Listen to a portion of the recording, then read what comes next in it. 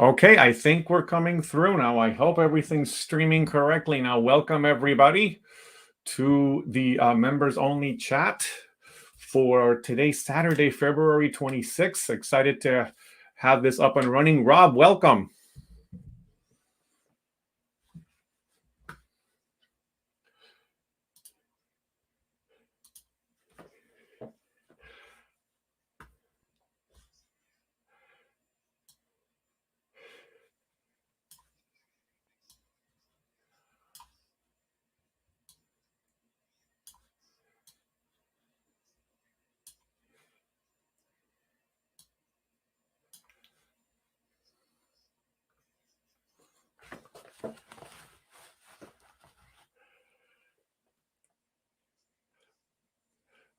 That is awesome. So I just wanted to check: can everybody else hear out in YouTube world, or is anybody streaming on YouTube, and are we audible on YouTube as far as we know?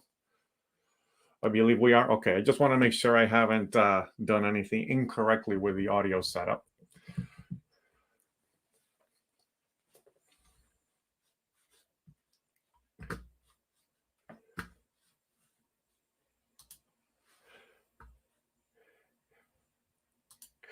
Well, Rob, we have a full house here today, and this is awesome to have so many of you here. And so, just to kind of go over the ground rules that we always kind of do here. Remember that we are live streaming as of the last time that we did this. So, uh, this will be recorded for posterity on the Burnettwork. So be mindful of what you share. Don't.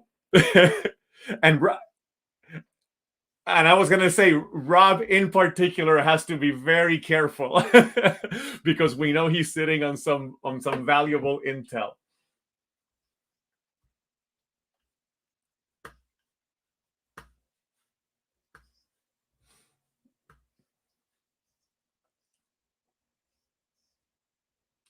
Oh, it's interesting. I'm getting people in the comments here in the chat that that people are not able to hear Rob. Are folks able to hear Rob who are here in the chat in Zoom?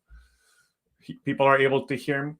Okay, so it might be like whoever it was, who was it? Louise Sparrow was saying that she couldn't hear. Louise, if you want, I don't know if you need to check your audio settings because it looks like everybody else in the chat can hear. So I apologize if you are not able to listen in. Maybe if you want to try to get out of the meeting and come back in, I'll be happy to let you in again later and see if that helps. Oh, and Luis is saying in YouTube that we can't hear Rob. Can we not hear Rob on YouTube? Jamie? Yep. Okay.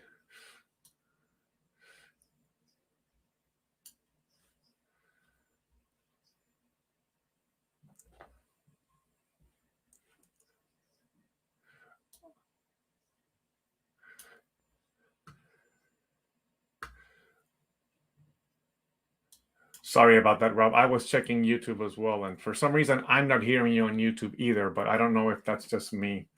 So people are saying they can hear you on both, so let's hope that that's actually the case. Well, I'm not, gosh, I don't know what I could be doing incorrect. Yeah, no one can hear.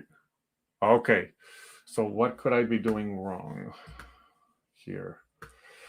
Because last time we were able to transmit just fine. Oh, I think I know what it is. My bad. Let me see if I hold on a second. Sorry for the technical difficulties here, folks. We'll get this going in a sec. I'm so sorry. I just realized that there is an audio setting I have to set up.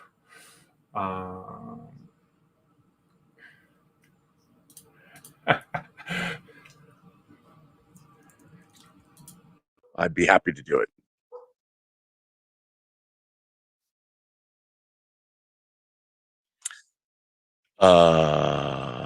Hello? Hello? It's me. That's true.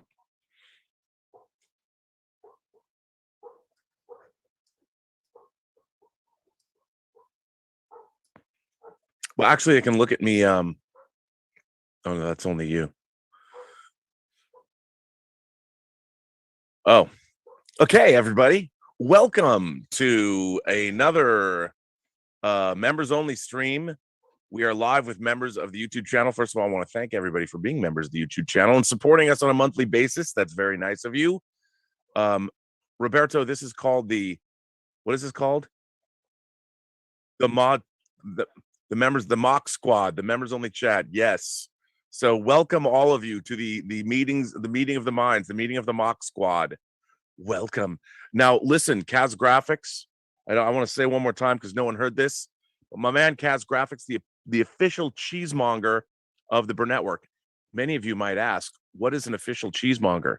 Well, Kaz Graphics generously supports this channel through beautiful boxes of Beecher's handmade cheese. And they have outlets in both Seattle and New York City. But he also works for a graphics company called VN Graphics, who provided me with this, my favorite glass to drink out of during live streams, and I broke it a couple weeks ago. And let me just say, I've been apoplectic and insecure ever since. But thanks to the generosity of Kaz Graphics, he sent me a box of swag from VN Graphics, including new baseball hats, which have a cool graphic on them, and two VN Graphics glasses. So here's to you, Kaz. Thank God.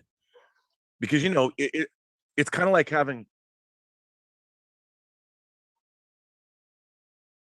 And from an exclusive cheese vendor, Beecher's Handmade Cheese, who might be known to the audience out there as being Oprah's favorite mac and cheese. And he sent us two things of that mac and cheese, and that mac and cheese is beyond good. Although the way I eat, I'll have a heart attack soon. So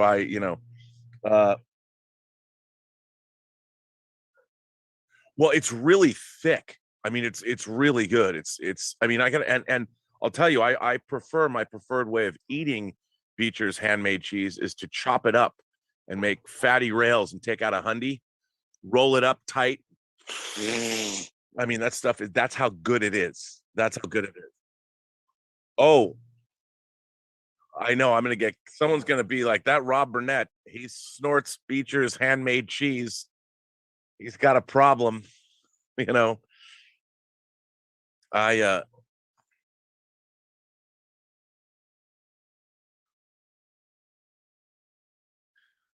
I got, this is like my preamble. This is like my Bill Maher stand-up routine. By the way, it's not meant to be taken seriously. I really don't, to be honest. I really don't chop up Beecher's handmade cheese and snort it. I like to eat it, cut it up into big chunks and eat it, or melt it over something like sourdough or preferred rye bread. That's the way I like to do things. I know. Sorry about that.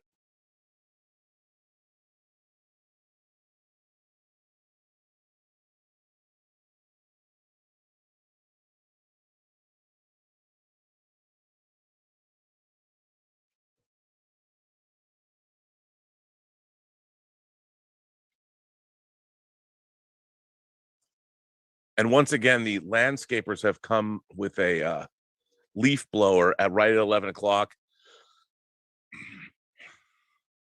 I mean, come on, man.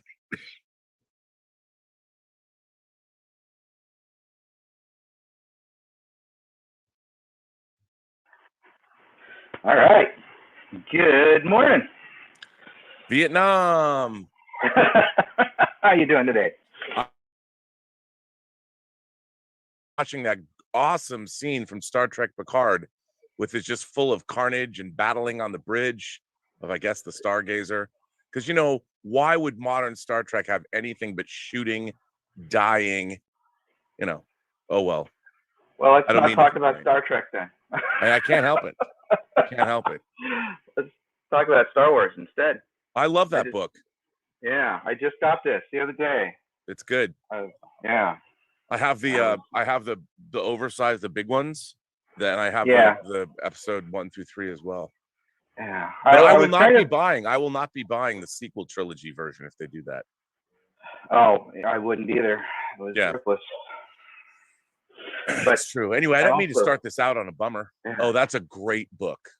Yeah, I had this one, and that's a great. Yep, I have that too. Yeah. You know, they just released the 1/48th scale model of the Ares 1B, the moon shuttle. Yeah, Monsters in Motion has it, and Cult TV Man is going to get it. That model's huge. It's like this big. It's gigantic, and it has a full interior. It's really neat. There's a guy on YouTube, Trek Works or something like that, who does, and he was doing the moon bus. I don't think it was the same scale, but I'm not sure. The moon bus is the thing that they are on the moon, but this is what takes them to the moon. Oh, that's yeah. So yeah. It's cool. Different one. Yeah. See, they're right at my door. They're right at my door with the leaf blower. I don't know if you can hear it, but at least they're consistent. Hey, so I know you're busy with your move and everything. Are you still going to be up in Pasadena, or no? No, we are moving elsewhere. We're moving eastward instead of the westward. Instead of traveling out west, we're going out east. But still within striking distance. I will be closer to John Campia's place, which is good. Oh, that's nice. So yeah, I'm really excited about that. I think we can actually officially start moving on the 3rd, which is nice because I've been packing up. And you know what's going to be great? I can rebuild the Robservatory from scratch, so it won't be such a mess. I can put it the way that I want it, because I had bought all of these like LED lights, and I've got new cameras that I can set up and do multiple. It'll be, from a technical standpoint, the show is going to take a major leap just in terms of the way. Looking forward to that. Yeah, it's going to be cool. And I'll also be able to like move around and show people stuff. You know, it'll just be nicer, and we have more space. So that'll be really great. All right. That'll be really great. So that's going to start on the 3rd. We don't have to be totally. The fall of Saigon will happen by the 31st of March, and we'll be out. But I'm not going to be pushing helicopters off the deck of my aircraft carrier. It's not going to be anything like that. Everything's going into the house. So, or in Robservatory 2.0. And it's really great because the new Robservatory has thick wooden beams instead of like kind of like the ceiling I have here is I can't even hang stuff. Like I have 2 big Estes model rockets. Well, not one Estes model rocket and another from a different company hanging above me. But now with the wood beams, I can actually put eyelets into and hang many more spaceships, which I'm sure you're all overjoyed about. But I am. I mean, I've got I can have 3 22-inch Eagle transporters flanked by 2 Hawks. I'm very excited about that. Sounds good. So, yeah.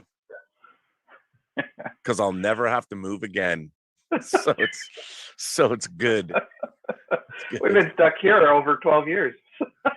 Yeah, I plan on where I move now. They can bury me in the backyard. It'll be great. And I'll make a list of everything. I mean, I'm looking at all these Marvel omnibuses, and I'm like, this is the last time I'm ever going to move these, unless an asteroid hits the Pacific and we have to move inland. Then I'll just leave everything behind. Bye-bye. I'll take a few Enterprises with me. I'll take this. I don't know if you can see it. I'll take this Enterprise with me. This one. I can't part with my 350th scale Enterprises. It's a beauty. How are you doing? Pretty well. Yeah. That's good. It's just one day after another, still go into work and still sit mostly by myself doing my work. Hardly anybody in the office. That's lonely. Yeah. But have you seen any movies? Have you watched anything good? No, not since Spider-Man, not since No Way Home. That was the last movie I went out to see. I'm seeing Batman on Tuesday. I'm deliriously excited for it. I'll see it next weekend. Yeah, we're going. When it opens on the. We're going to that IMAX, that fan screening, and then we're going to, on the 4th, John rented out a theater, so we're doing a fan event. So that should be fun. We did that for Spider-Man. It was a lot of fun. Yeah. If I wasn't down in San Diego, I probably would have tried to do that. John's down there now. He's celebrating. He turns 50 today. Oh, yeah. He and Ann are down here, huh? Yeah, he and Ann are down there, which is cool. Very excited about that. Yeah. For them. And so yeah, I'm excited. I can't wait to see Batman. Or pardon me, the Batman. I just listened to some of the soundtrack yesterday while I was at work, and I loved it. It's so good. That jazzy piece of Catwoman music. Yeah. It's so good. I love it so much. I was looking forward to the movie, but just listening to the music actually made me more. I could just picture the mood, and I'm looking forward to the setting and the mood that it's going to evoke. Putting it all together, it's going to be awesome. Yeah, I've received a lot of people have seen it both in the UK because they had the premiere there, and then they had the premiere, and then they've been doing press screenings for the last couple of days. I have not heard one thing about it. The response has been delirious for it. People love it. They love it. And it's kind of what I thought it was going to be. It's going to be a noir crime thriller that just happens to be a Batman movie. I love that. I can't wait. I was watching John Roca yesterday on his Geek Buddies, and he's seen it, and he was trying really hard not to give anything away one way or the other. Right. Because of an embargo. Yeah, I think the embargo is till the 28th or till in 2 days. So yeah. Oh, I guess Monday's. Yeah, it's Monday. Monday's the embargo breaking day. Yeah. Yeah. So. Which is great. I mean, people are really, really excited about it because it's different. Although I have to say, I'm very excited about Doctor Strange as well. Yeah, those are certainly looking good. I mean, there's so much cool stuff. You've got Moon Knight coming out on the 30th. Batman's coming out next week. Doctor Strange is in May. May 25th is the Obi-Wan series. Star Trek Picard. I mean, look, I always go into a Star Trek series wanting to like it. I do, even though there's not one thing in this Picard series that's going to be new and unique. Everything it's a pastiche of everything we've seen before. Hey, you want your piece of the action car jokes? Check. You want to go back to the 21st century? But it might be good. Who knows? I'm going back and forth. I haven't even watched the last season of Discovery, so I'm like, am I going to lose anything if I don't watch Picard? I don't think so. I'm just waiting to see what they do with Strange New Worlds, although I don't have much hope for that either. So I'm perplexed by Discovery. Discovery perplexes me. I mean, I really don't understand. Like, we're surrounded by so many, like, on my shelves, I've said this before. I say this all the time. I could pull out like one Peter Hamilton space opera, one like 700-page Peter Hamilton novel, and just go, look, the entire writing staff, just read this book, read this one book, and everything you need in terms of science fiction concepts, just take. And what's frustrating is how they contradict themselves all the time. The propulsion system should be able to take you anywhere in the universe. Well, until it can't anymore. Let's go through the galactic barrier. Well, let's not just be able to go to the other side of it. It's frustrating. And I mean, literally, the last episode was called The Galactic Barrier. And what was the point of the story? That would be like saying the moon. Today's episode, the moon. I'm going to see the moon. I mean,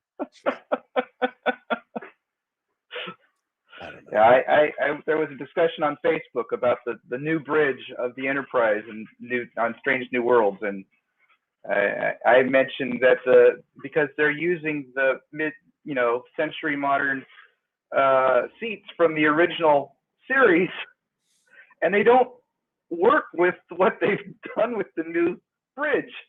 So I said they look out of place now. And people were like, oh, why would you put down the designers? They put a lot of work into it. And I said, well, I don't begrudge the guys getting paid to do their job, but I wish the producers would put more work into the stories instead of the freaking set. Yeah. Well, it's the whole idea is that we have to give it a visual update. I mean, I would say, sure, you could update the details, but it really depends on how you film and light something. And, we know what it looks like. We've seen it. Oh, well, what are you going to do?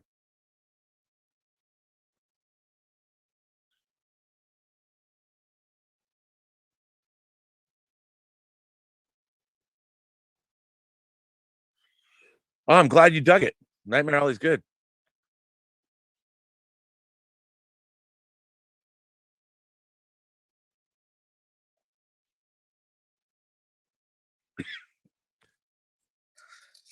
I keep getting distracted by Adam's Van Halen / La Serena snowboard. All right. Is that snow skateboard? It's a skateboard. Okay. All right. Yeah.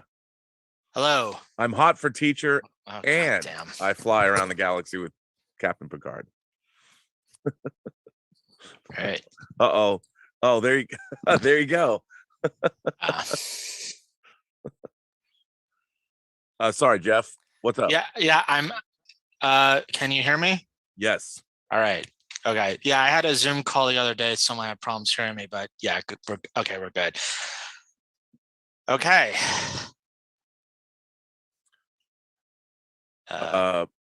Wait, did you lose me for a second? No, we can hear you. We got okay. you. All right. So, sound good. All right. Yeah, there was just a pause. There was an awkward pause for a moment. So, oh yes. Yeah. So call it a Pulp Fiction uncomfortable silence. Yeah. The uncomfortable silence. No. So just a little quickie thing on the Post-Geek Singularity Facebook page that post regarding the functionality of Starkiller Base being a metaphor for how JJ screwed up Star Wars. The link isn't working, just FYI. Oh, okay. I haven't looked at that, but I approve of that message. Yeah, and that was an excellent metaphor. That was like the perfect metaphor. I love that apparently Starkiller Base, we built a giant planet destroying weapon that can only fire in one direction. Unless they can move it around, or we can't fire it. We can only fire it, Yeah. The Death Star was at least mobile. Yeah. Yeah. So I have my ticket for the Batman on Thursday afternoon, actually. Excited for the movie, worried about my bladder. Yeah. Yeah. Well, that's what those big giant Cokes are for. You drink the Coke and then you keep the big cup there for when you need to relieve yourself about 2 hours and 30 minutes into the movie. I can't do that. I couldn't be able to do that. Yeah, it's like by the way, I don't recommend that. I was just making a joke. Please don't think that I've ever. No. Yeah, no. Also, regarding Spider-Man No Way Home, there were a few things that bothered me about the home video release. First thing, not soon enough. Really? Yeah. I mean, it's 3 months. That's pretty good. 4 months, 3 months. Yeah, well, I mean, I guess. Well, even still, it's like I want it now. What? That's sort of yes. I'm impatient. Give it to me now. Yeah. What bothers me is the lack of availability of the steelbooks. They're sold out everywhere. Yeah, and I can't get mine. Yeah, I was Johnny on the spot. I was not. Yeah. And the second thing that bothers me, and this is something that you actually took a comment on when you did one of the mailbags on Campia Show, is that they did not give us key art for that features all 3 Spider-Man and all the villains on the same thing. Dude, no key art for the home video. I am with you 100% on that. Like, look. Don't get me started. I think that one of the great, as much as I adore the MCU, the great tragedy of the MCU is the fact that the key art for all of their movies is lame. Yeah. They like, here, you get the greatest Marvel like, why don't they talk about variant covers? They always go back to the comic books to inspire their storylines. They should release like 10 pieces of key art for every movie, each done by famous comic artists that have previously worked on whatever film they're doing. I mean, they could, I would say, get Bill Sienkiewicz to paint them all, but I don't know why they use Photoshop. I mean, they're airbrushing too. Yeah, I mean, I would love to see, and to not do that. I mean, the problem is, according to the marketing departments, when a movie makes as much money as Spider-Man No Way Home made, oh, it was all about the marketing. It was the marketing that did the job. So why do we have to come up with something different? Like, how do you not, like, I would have thought having all 3 Spider-Men on a great piece of artwork with the villains behind them, painted artwork. It would be very, very cool. Yeah. I don't know. Well, maybe since this is live streaming on YouTube, we can like put it out there. Well, yeah, I mean, although it's probably petition. too late because they have to, there's a long lead time with all these things, unfortunately. I mean, and the studios are not, it's not like the companies like Vinegar Syndrome or Arrow or any of the, or Coke. Hopefully my Dune discs maybe will show up today. I don't know if they do, but I'd love to get them. Yeah, I mean, the studios are not putting any real money into they're not doing anything special for their physical media releases. Although I have to say, kudos to Sony for putting on, there's a lot of good, it looks like there's a lot of special features on this disc, which is nice. I'm excited. I'm excited to see that. Yeah, we got a good taste of, there was a YouTube video. We got a good taste of some behind the scenes shenanigans. Yeah. Good on them, because I think one of the great tragedies, if you're a physical media collector, is I've been saying this a lot, it would have been great to have for the Marvel cinema. I mean, you go back and you look at Iron Man. Iron Man's a pretty packed special edition. But I would love to have seen an ongoing, kind of like what we were doing on the Lord of the Rings, the extended versions for the appendices. It would have been nice to have these ongoing, really extensive, interlocking documentaries on the making of the Marvel films. And I think they probably started to shy away from that only because of the popularity of the films and the secrets. They already have enough security concerns, but if you had a DVD crew running around the sets every single day, like we used to do on X-Men or Superman or, other movies, Narnia, Marvel would not have been cool with that because, it's such a long lead time. We would have known all the secrets. So it would have been just another hole to plug. But I still think it's a missed opportunity because this franchise has become the most successful franchise in Hollywood history. And it would have been nice. I mean, I would love to have been documenting, like we did on Superman Returns, documenting everything and like talk to Kevin Feige before Tobey Maguire or Andrew Garfield signed on and interviewed him and said, are you going to get him? Are they going to sign on? Is this going to happen? I mean, that would have been great to capture those moments. Or the discussions, like even in, like when I was we were in the room when we were doing Superman Returns, where Bryan Singer decided to cast Kate Bosworth, and it's in the documentary, the discussion about whether or not they decided to go with her, and then we had that moment where Bryan made that decision. And those are the kind of things that were always great for special features when you were embedded in a production. And that was why working between 2000 and 2008, those were the heady days of special features, because the studio spent a lot of money, and it was great. It was great to work on them, and it was great to make that stuff. So I actually didn't have I think that was it. That's all I really had, to be honest. So not going to my 10 minutes, I guess. No, how are you doing though? Doing okay.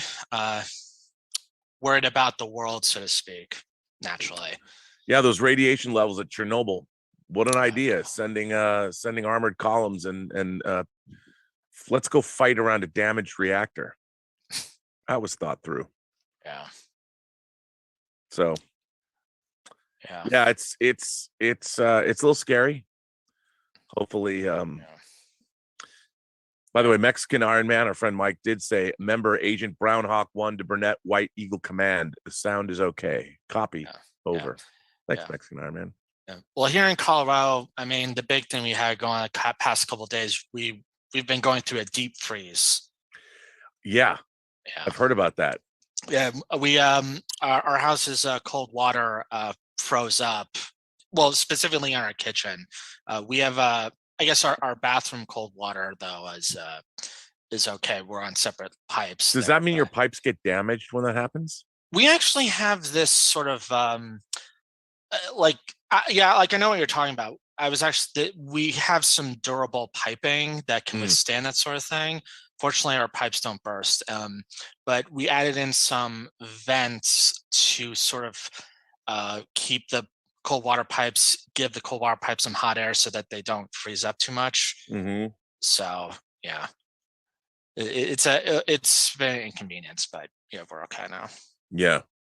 Wow. That's crazy. Yeah. I got nothing left. All right, dude. Well, Jeff, good to see you.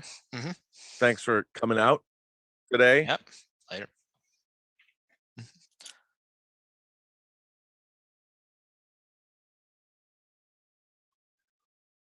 Oh, I'm gonna.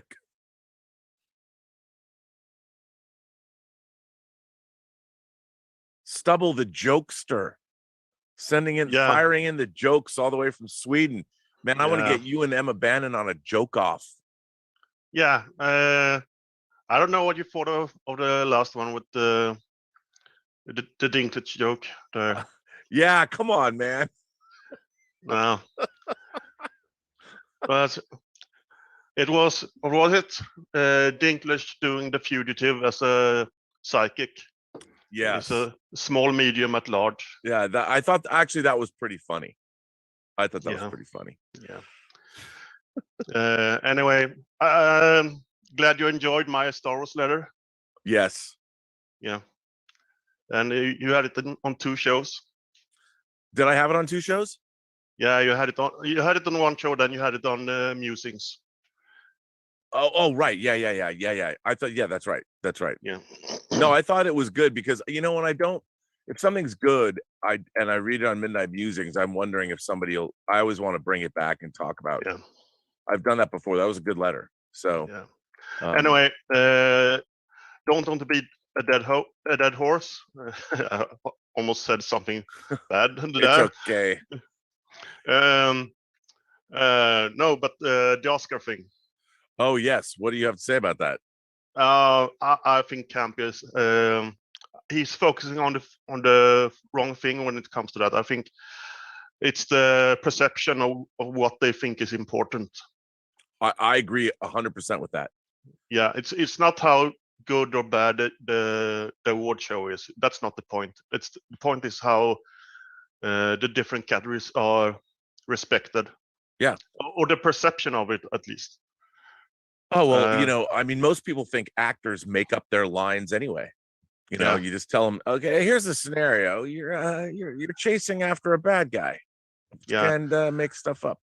And I read that the sound category it used to be 2 categories, but they agreed to do it as 1 category to not be like they're forced to be now in a recorded thing.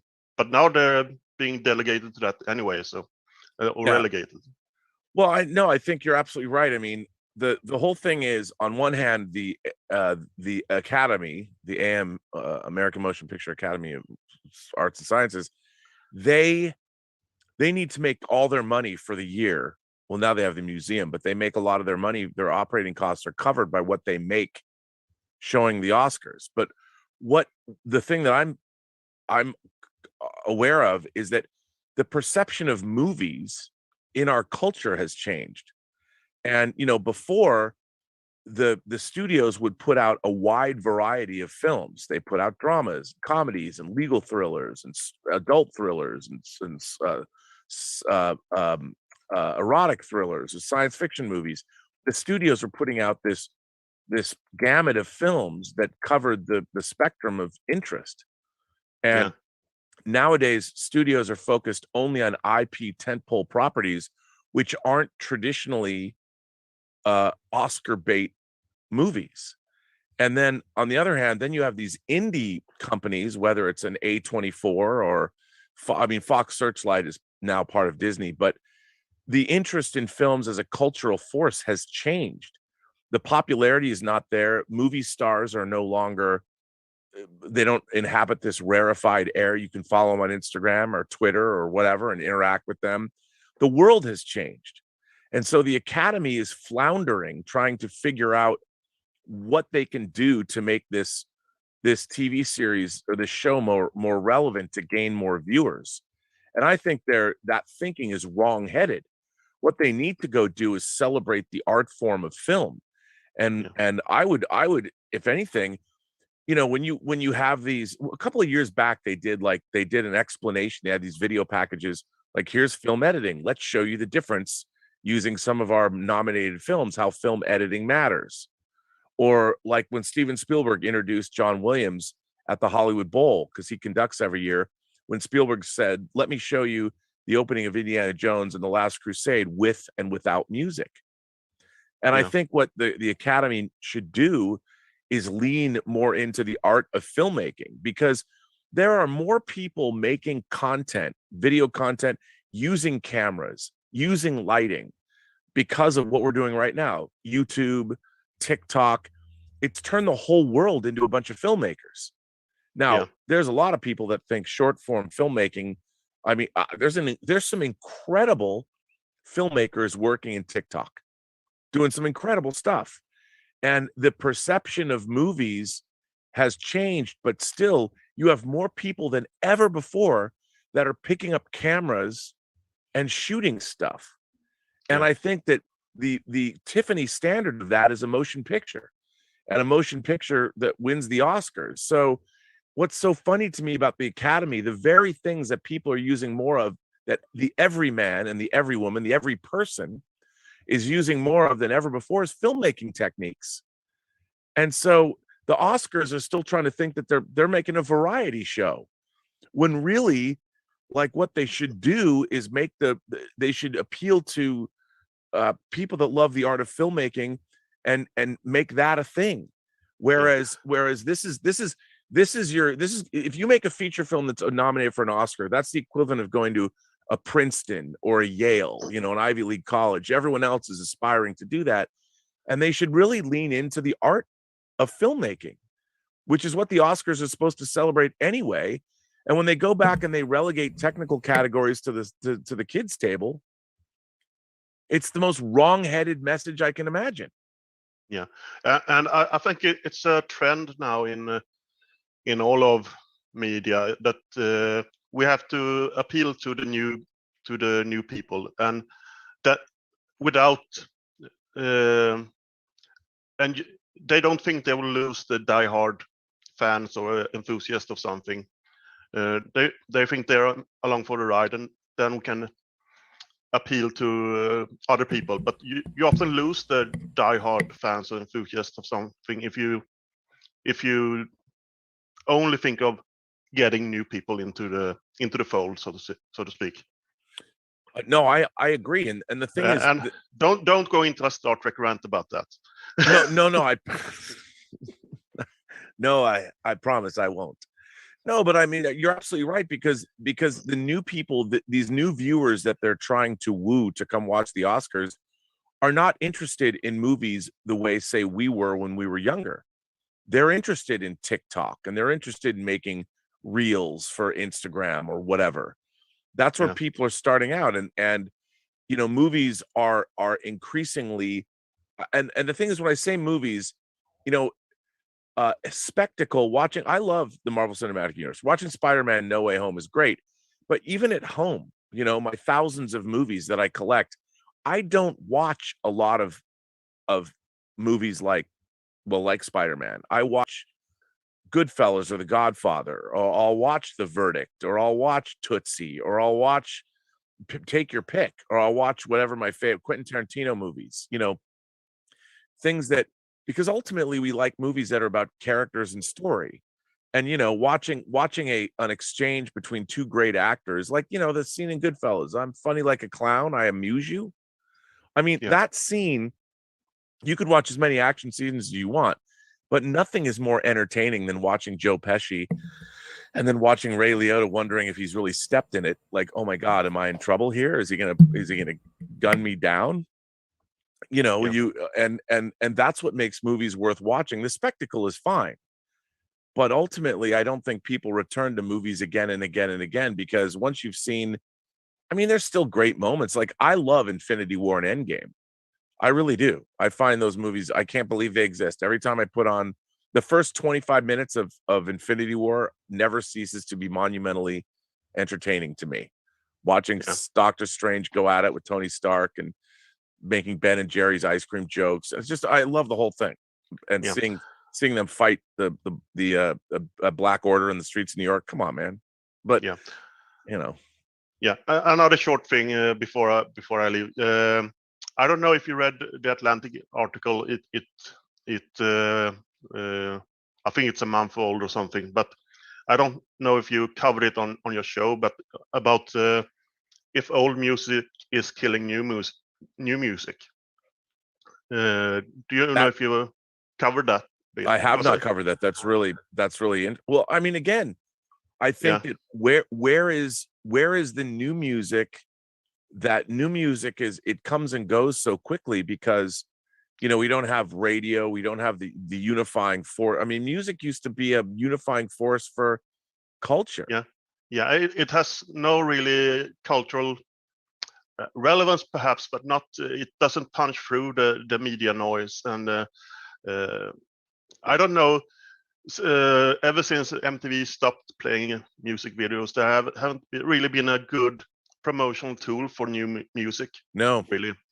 But I thought that maybe I could send you that article on your Twitter direct message. Send it to me, because I would love to. I haven't read that article. I'd love to read that article. That's a great idea. It was like 70% of all music was old music that was downloaded, and you know, all artists have sold off their rights to the music. Bruce Springsteen is one of the latest. And Prince, half of Prince's catalog is sold as well. I don't know if you know that. I didn't know that, because I thought he got all of his music back. Oh, his estate's probably selling it off. Yeah, he had 6 siblings, and 3 of them sold their rights to what was I don't remember what the company was, but so the industry doesn't have any confidence in new music, so they don't push it.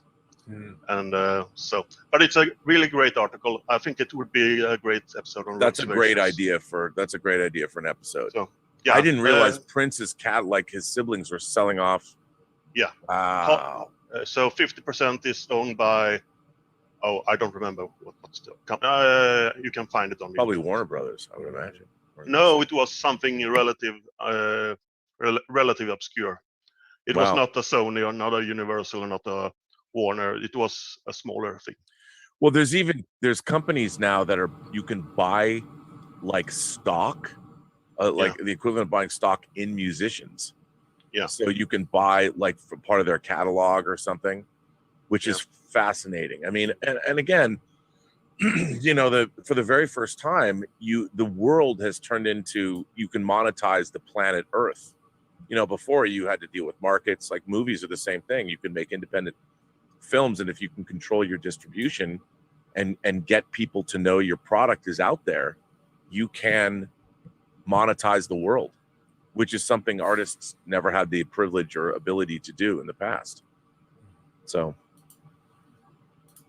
that's interesting. Thank you so much, Stubble. And I hope my audio is coming through now. I don't know if it was before. I tried to do some tweaking on YouTube. Apparently my audio wasn't coming through. So if it's still not coming through, maybe folks can let me know. But in the meantime, we've got Fernando Borrero coming up next. Fernando, you should be able to unmute. How are you, Rob? How are you, Fernando? What's going on? Good. I'm doing well. How's your move coming along? Well, we're just kind of packing up. We've been taking stuff over. I hate moving. I mean, I'm so here. The house is fine. Right. You know, the inside, it's this place that's terrifying. But are you happy where you're going? I mean, is it the house that you would want? Is it like Yes. a dream Oh, house? it's a dream house. Okay, Yeah. great. Yeah, yeah. That's the important thing. No, it's great. We're very, very happy. Everybody, as I said, will probably die there, which is fine. I mean, maybe not die in the house, but they can pry my cold dead fingers. What I want to do here, my dream is Right. there's a plot of land on this property that we're moving to that I want to build a dedicated. I've designed it. It's a 2-story building. Yes. The bottom structure is going to be a home theater. The second, like a really dedicated home theater, which I've always wanted since 1980. Yes. Probably a 20-seat home theater, state-of-the-art home theater. And this is going to be an ongoing project because I was pricing out what I wanted to put in this theater, like the equipment and stuff. It's $500,000. Wow. So this is 2 levels, you said 2 floors? Yeah. So here's what I want to do. So here's how I want it. This is my dream, Ray Kinsella, if you're a Field of Dream fan. So I wanted actually to be 3 stories because I wanted to have a basement, because in the basement I want to put solar batteries, like Tesla batteries. I want the whole thing off grid except for the plumbing for the bathrooms. Right. So I want it because, like, I have to tell you, like, John Campia he bought all this off Amazon. He bought 2 batteries, and I think he bought these big $200 a piece solar panels, and he's got the entire studio solar powered, which he just went and did buying off the shelf equipment. And not only he's using it to power the studio, including the air conditioner, he's using the extra power to power up to charge his Teslas, his and his wife Teslas. Oh, okay, right. And I mean, it was not inexpensive, but it's pretty interesting because especially in Pasadena, our water and power bills in Pasadena are exorbitantly expensive, ridiculous. And with the power, I mean, you'd be a long way toward paying off your power in like a couple of years. But so there'd be a basement where I'd put all my physical media and stuff, and then the solar batteries. The second story, but that would be like underground. We would build the foundation, excavate out, and then the home theater, a dedicated home theater. Okay. And then the second story would be the Robservatory. But it would be dedicated. It would be dedicated as also a post facility as well. So the editorial equipment would be connected to the home theater, so we could go into the home theater and watch cuts of whatever it is that we were doing as we were producing them. Like, very cool. Yeah, and then the best part would be that the top floor, I mean, above the second story, would be an open, like, entertainment space, where you'd have a bar and a high-end grill, and then the exterior of it would have a railing around with a built-in wooden benches and then tables around. So, my dream would be to have people come over, like invite filmmakers to show their movies or show the neighborhood double features, and then cook food after it was over. So it'd be a total dedicated post facility, entertainment space, because that's what I've always wanted to have. And I've always wanted, my whole life, I've wanted to have and now the equipment exists. I mean, you start looking up home theaters, and there's a great YouTube video where these guys bought a shed, just a shed, and they turned it into a home theater, like in their yard. And that's kind of what I want to do, but make it a little bigger. Very cool. And I'll finish it. I'll probably get that all finished on my deathbed. Like, oh, it's finally done. Take the. That's a good project. That's a good project. You'll be done. And doing a DIY too. Get a few friends. I've got a friend who's he's a contractor. He builds things, and like, I would love to do it. Build it from scratch, and do the construction. I mean, have somebody who knows how to do it. But it'll be a true observatory. It would be a true observatory. Yes, that is exactly right. I just wish I was 20 years younger, so I could enjoy it longer. You'll enjoy it for a long time, I'm sure. Well, yeah, I mean, I plan on maybe eventually AI will be so sophisticated that I can just download my consciousness into the facility, and my consciousness will just reside in this building, and I'll be the AI that controls it. Hello, welcome to the Rob Observatory. I'm your host, AI Rob. What movie would you like to see? I've now digitized my entire collection. Right. Sorry to interrupt, Rob, but that sounds a little too Star Trek Discovery. You might want to be careful with that. No, I won't have feelings. I won't have feelings. I'll be very dispassionate. You won't have to make me feel better. Isn't it amazing? Everyone in Star Trek now suffers from trauma, and you have to address their feelings. Even the AIs. Come on, man. Because that's how humanity is going to survive out there in the final frontier. So are you going to have Robservations more consistently, or what's the plan? Yes. I mean, I've just kind of been settling in. Like with John, we've been doing a lot of shows a day, and it's been tough because I've had to do other work. When I get home, I've done Designing Hollywood podcasts, and I've been doing, but yes, I'm hoping to settle in. So I'll be doing 4 Robservations a week, Monday, Wednesday, and Friday. And then after our move, we're going to bring we're going to bring Whining About Movies back. Okay, because I want to send a letter, but I want to make sure it gets read if I send one. That's why. Oh, I'll read it. I mean, I keep all the letters, and it's, we've been doing a lot more with the website and everything. It's just starting in about April, I'll be back to regular consistency once we've moved and all that. Right. But I'm going to do a Robservations today, and I'm going to do 2 shows tonight because I'm going to do a Midnight Musings at 9 Pacific, and then Dave Parker and I are going to do a Midnight Metal about the Texas Chainsaw Massacre. Okay. You know how you do your one shots, your one shots for like a minute or 2? Yeah, we would try just experiment. Mike and I have been experimenting on those for like TikTok and Instagram and stuff. I sent this to the Burnettwork as a suggestion. What if you take one of these conversations, one that's compelling to you, and do a one shot of that? Oh, we're totally going to do that. Yeah, I think that's a great idea. I read that. Something that's compelled, that you felt, oh, this conversation was really good. That kind of thing. Oh yeah, no, for sure. Because we got to do more and more and more of that kind of stuff. Yeah. Because I don't want to let this channel go. No. But it's been different just working with John, because it's really been. So I draw. It's a 120-mile round trip drive to go to John's and come back. So I do that. Then I've been doing. We do the morning show, which is 2.5 to 3 hours long.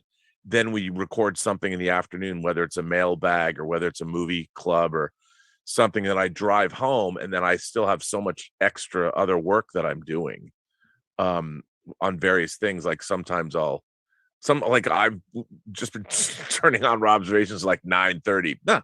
I'll do a show. But I want to get into a regular schedule so I can. This way we know when you're on. Right. Well, I want to be able to like have that in advance too. Like, I won't know what the topics are, but to schedule a show of like, okay, they're probably going to be it's hard to get ready to do them by 7 p.m. Pacific time, just because I don't know if I work at John's until 5 or 5:30.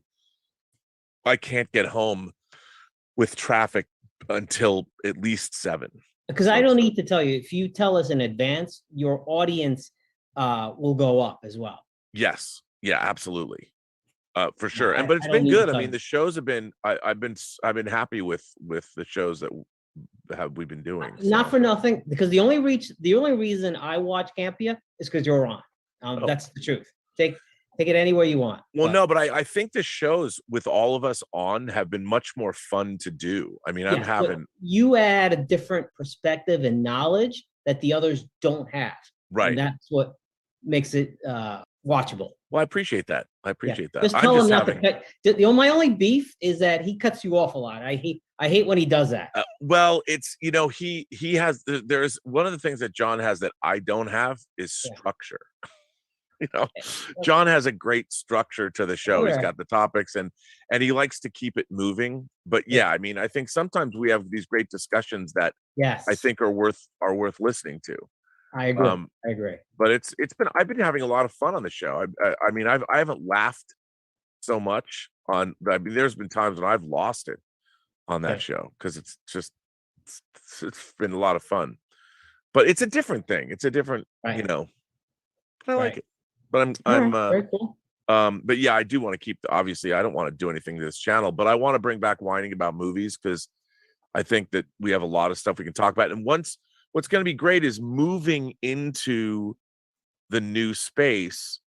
It'll be designed as I move in to work out. Like, I have when we start doing whining about movies, we're going to both have our own microphones, and I'll have our own dedicated cameras so we can switch between it. So it'll be a technically much more proficient show, and that'll be fun to do. Cool. Very good. My mom says hello, by the way. Okay. Tell your mom hello. Tell your mom hello. You. Excellent. And I finally got my Dune 4K. Oh, is that the Steelbook? Yes, finally. Nice. Took a while to get it, but I finally got it. Yeah, I ordered the Steelbook with the 3D disc. Is that from France? Yes, it is. Yeah, with the 3D as well. I'm waiting for mine. It hasn't. I was hoping it would come so I could show it tomorrow, but I haven't. I got some other things. Yeah, I got some other things from France that I got, and I did get a bunch of discs. I hadn't bought any discs in like the last couple of weeks, but now I have a pretty big stack to show tomorrow, which I'm still. I mean, I'm so glad that we keep doing Let's Get Physical Media, because that show cracks me up. I had so much fun doing that show with Dieter. It's the best. I'm glad you like it, Adam. That's good to hear, because he's who doesn't love Dietz? Thank you so much, Fernando, for stopping by. And we've got Jamie Cruz coming up. Jamie, you should be able to unmute now. How are you doing, sir? Pretty good. How are you? Have you gotten anything new from Eagle Moss? No, not lately. I always have to ask, because whenever I see in the back of your ships. Yeah, I've started an upgrade on my home theater system. I mean, nice. The projector and everything are still the same, but I upgraded my audio system. Added some Atmos speakers and a second sub. And I'm spending money there. What was the first, when you put in the Atmos, what was the first thing you played through the new system? The first thing was probably Ford versus Ferrari, because it is amazing. Dude, that sound mix is insane. It's the best. All the other sci-fi stuff I've got, nothing touches that mix. It's so good. That mix is so good. But to be fair, it is new, and it really made great use of the Atmos. Yeah. It's amazing. No, it's incredible. And how many Atmos speakers did you put in? Well, I've got a 5.2 setup now, but I added the 2. So just the 2 fronts that are just shooting upwards. Right. There's a big debate online about whether they're better there or mounted up high, but they're bouncing great for me. Yeah. See, that's what a good friend of mine that I went to high school with, because I'm a total home theater snob, but I've never had the space or the time or the money to like, that's what I want to do, is build a dedicated home theater that is specifically designed by somebody to maximize the space, and it's tough to do that. I don't think I'll ever get to that level, but because of my audio system upgrade, I used to have the big fancy chairs where you could sit there and act like you're in a theater, but I sold them because I missed being able to lay sideways on the couch. Right. So right now I'm going like, well, my room is big enough. I think I can build the platform in the back to have stadium seating, keep a couch, and add the chairs. Dude, that's exactly what I was thinking. That's where I'm headed now, if I can get there. Yeah, you have like 2. See, I was thinking about having like the way I wanted to do it was have like 5 levels of seating, like 5, and the couch level would be the middle level. The third level would be like 2 couches. And then you've got seats, or maybe it would only be 4 levels. It depends how big, or because I don't know. It would be based pretty big. 14 inches is probably where you want to be on the difference in height. So I think I'll have 2 levels, and that'll do it, because you got to have about 7 foot of depth. Right. Yep. Each, so. Because that's what I was thinking about. I don't even know how big, like the size of the structure, and the size of the structure would be totally defined by the throw from the projector to the screen. Right. And how good it would look. I mean, I was looking at projectors, and the one I was really eyeing was only $50,000. And I'm just like, How am I ever going to afford that? Yeah, I was looking at some seating today, and the guy was like, "Yeah, we've designed some stuff in here where people spend six figures." I was like, "That's not me, guy." Right. Yeah. And that's the thing. You look at this stuff. What I'm hoping to do is have it all either. My dream is to make YouTube videos about the journey to build this thing and have people from each company. Like, I'm like, okay, I want to use your projector. If you would donate one to me, and turn it into an extended commercial and have the guy interview them, like literally bring them out to the place as we're building it and say, okay, here's this thing, we're going to build it, and tell me all about it and why this projector. And well, even though I do have the home theater and always do it, I still go to the movies. I renewed my AMC A-list. Oh yeah, well, you gotta go. Recently I have seen Death on the Nile. I went and saw Scream, Nightmare Alley. What did you think of Death on the Nile? I liked it. A lot of people say they like it better than Murder on the Orient, but I disagree. I like the Orient better. Yeah, I've heard both, but it looks good. I think they shot a lot of that movie like in 70 millimeter. Yeah, it was pretty to look at. And since Brent is headed to Egypt, I was looking around at the sites, but I'm told it's all green screen, and in areas you could tell it wasn't. Yeah, they weren't really there. But how is your son? Is he at all worried about the world situation these days? No, I was just down there this last week, and he actually said he would be fine to be sent where all the action is right now if he could quit doing all the paperwork to go to Egypt. Well, he might get his wish. He might. Send me to a NATO country. I told my wife today, I was like, there's something wrong with me, because after watching some of this stuff on YouTube and what these people are doing over there, I'm like, no, I might just hop on a plane and go to Poland and sneak across the border and help out myself. Yeah, I mean, it's so neat. There's that footage, I don't know if you've seen it, of the missile hitting an apartment building. It's like, I mean, nobody was in there apparently, but still, I can't help but think about what that would be like here in the United States, like even just in Pasadena. There's video footage of a missile being shot off a plane hitting a house. There's that family that is running into the basement or something. And what's the point? I mean, what are you trying to accomplish here? I mean, haven't we moved beyond this? Yeah, and I'm with you too. Why Chernobyl? Why do they go to Chernobyl and say, all right, we've taken over? So yeah, I mean, if it's true, if those reports are not propaganda, and if it's true, they were talking about, I was watching something where they were talking about how the dirt being disturbed, that's being disturbed with the armor, that alone has been kicking up radiation into the air. And it's like, if that sarcophagus gets breached, you have a catastrophe in throughout all of Europe, not just the Baltic states or Ukraine or whatever. It's just, I mean, it's just so irresponsible on every level. But well, all right. Well, I just wanted to say hey, and I'll keep you updated if I make any big changes. Absolutely. Say hi to your son for us. Will do. Thank you so much, Jamie. Good to see you. And Aaron Singh should be coming up next. Let me go ahead and unmute you here, Aaron. Aaron, you should be able to chat now. What's going on, guys? How's happening? it going? It's going good. I was doing some housework and I almost forgot about today, which is a shame, but you're here now. Yeah, I'm here. I got set up real quick.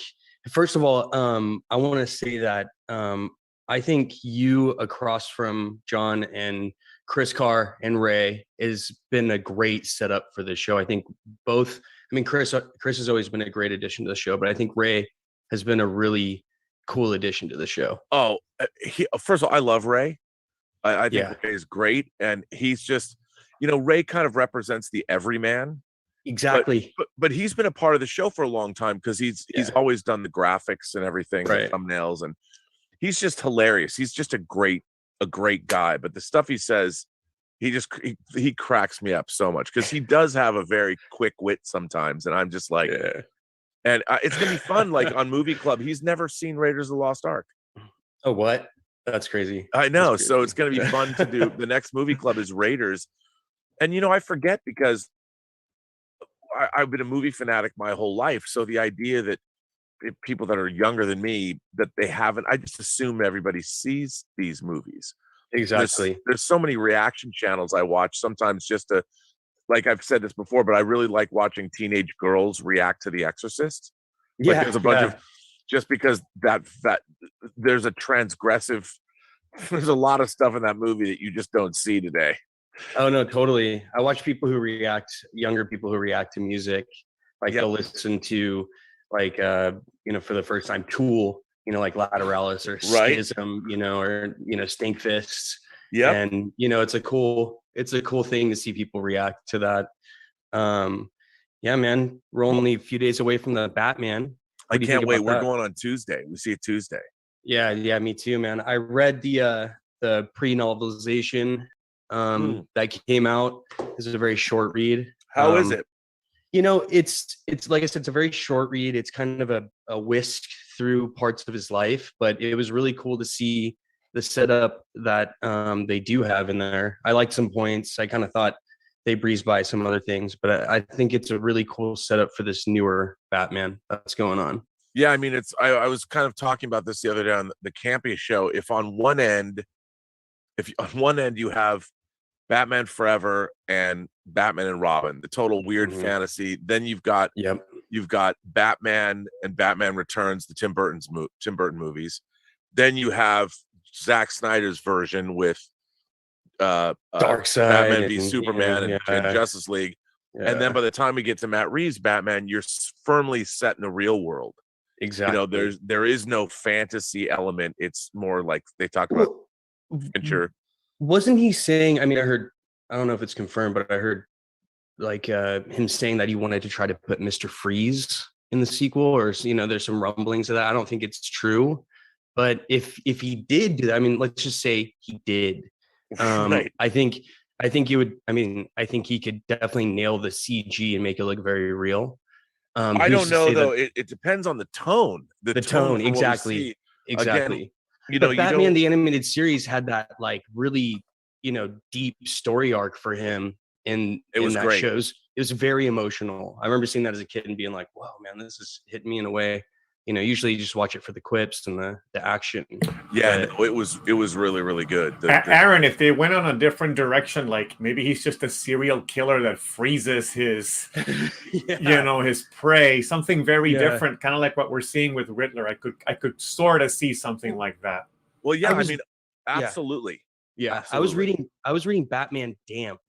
I don't know if you've read that. It's kind of it's a real take, but they also have people like Constantine and Zatanna in it, and not to say that they would do this, but I could see maybe Pattinson across from a Constantine more than a Superman. Yep. Yeah, I've been the lead up to this has been kind of crazy because we don't really know what's going on with the rest of the universe. Finished Peacemaker for the second time and seeing, that show was brilliant. But seeing at the end how they brought in the characters and they were like, here's kind of Superman, here's kind of Wonder Woman. It's kind of a question mark. That's the one chink in DC's armor, I think, that like, they kind of keep us in the unknown. But at least with the Batman, it seems like they're going to go in a consistent direction. And Rob, it seems like from what I'm seeing, Rob has some dedicated fans still from the Twilight days who are going to come out and see this movie. But yeah, it's really, I've heard a lot of people talk about, they bring up Twilight all the time, which I've always found sort of odd because first of all, Stephanie Meyer's Twilight books were a huge phenomenon. And they appealed mostly to teen girls. Yeah. And the movies were definitely directed at that audience, but they were, I thought, especially the first Twilight, I kind of liked it. I mean, I understood it. I wasn't the target audience. Yeah. But Robert Pattinson over the last 10 years has done some really incredible work as an actor. Exactly. And it disappoints me when the fan community, like we always joke on the Campy show about Twilight Boy, when people say that. I mean, if you've seen Good Time or you've seen, I mean, he was in Cosmopolis. He was terrific in Tenet.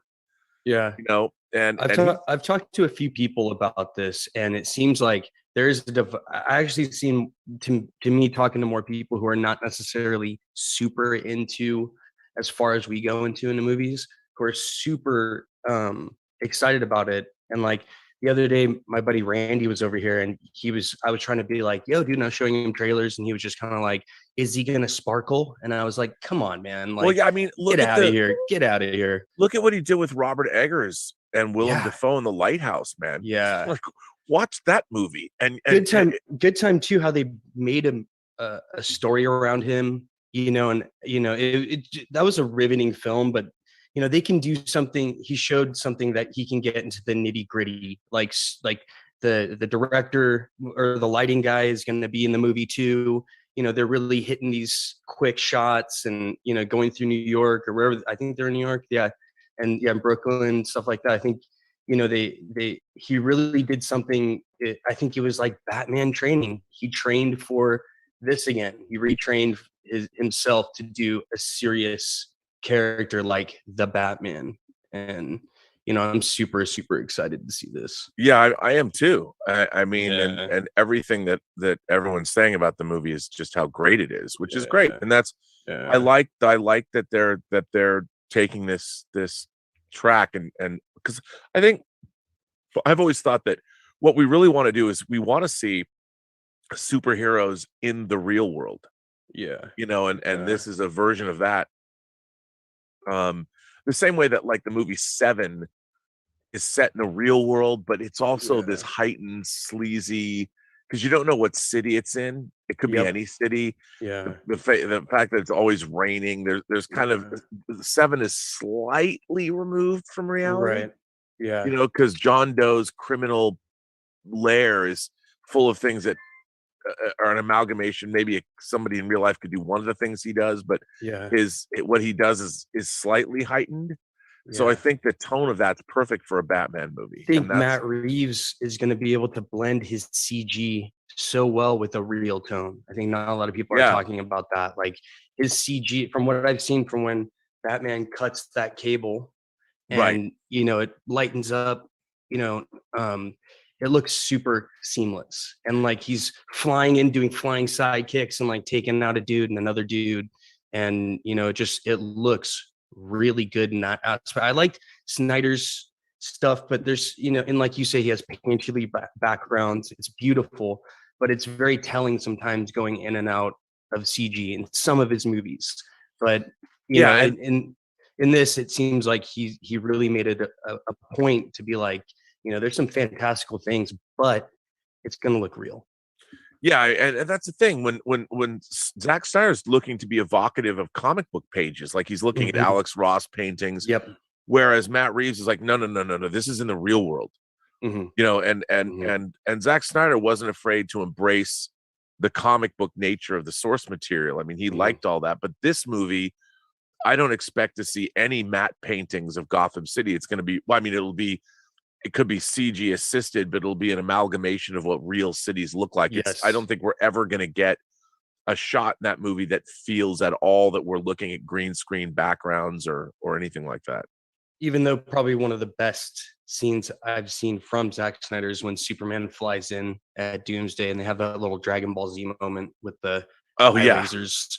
That's probably one of the most like goosebump scene. I think it fit in the context of what he was doing in those movies. I mean, you know, I love the opening of, I'm a huge Man of Steel fan, and I love the opening of Man of Steel when the battle's happening on Krypton and it looks like a 70s prog rock album cover. I mean, it's awesome. You know, you're looking at these, it looks like, you know, if Yes did a more of a, I don't know, instead of Yes songs, and it looks like that, or it looks like some, as I always say, it's fucking metal, man. You know, and that Hans Zimmer soundtrack during the oil rig thing. I mean, that was all very, very well done in the beginning.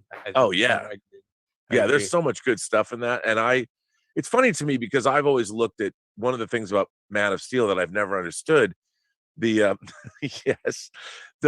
battle between Zod and Superman. If you had two Kryptonians the way they're powered in the comics and they were fighting in an urban environment, it would be horrifying. And that's exactly what we would see. It would not be fun. And many people would die. These guys are being hurtling each other through buildings. I mean, and when you have Zod hell-bent on destroying humanity, I mean, what would it be? It would be awful. It would be horrifically tragic.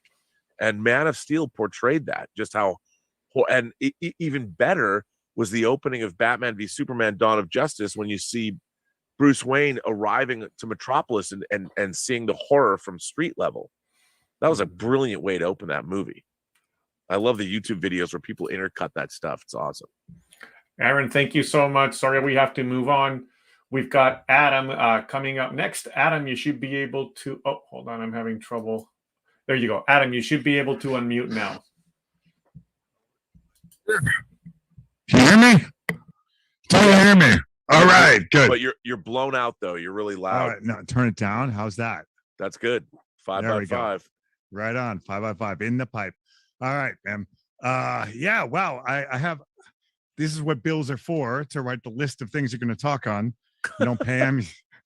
Anyway, first off, Aaron, I love your Cannibal Corpse shirt. Thank you. Second off, yeah, I got the Van Halen skateboard in the background, right? I love that. But you had Star Trek posters, so I'm like, it's like the La Serena from Picard too. No, that, please, I do not want anything to do with that. That wasn't my idea at all. At all. I want nothing to do with that. But I'm curious, like, I'm a huge Van Halen guy.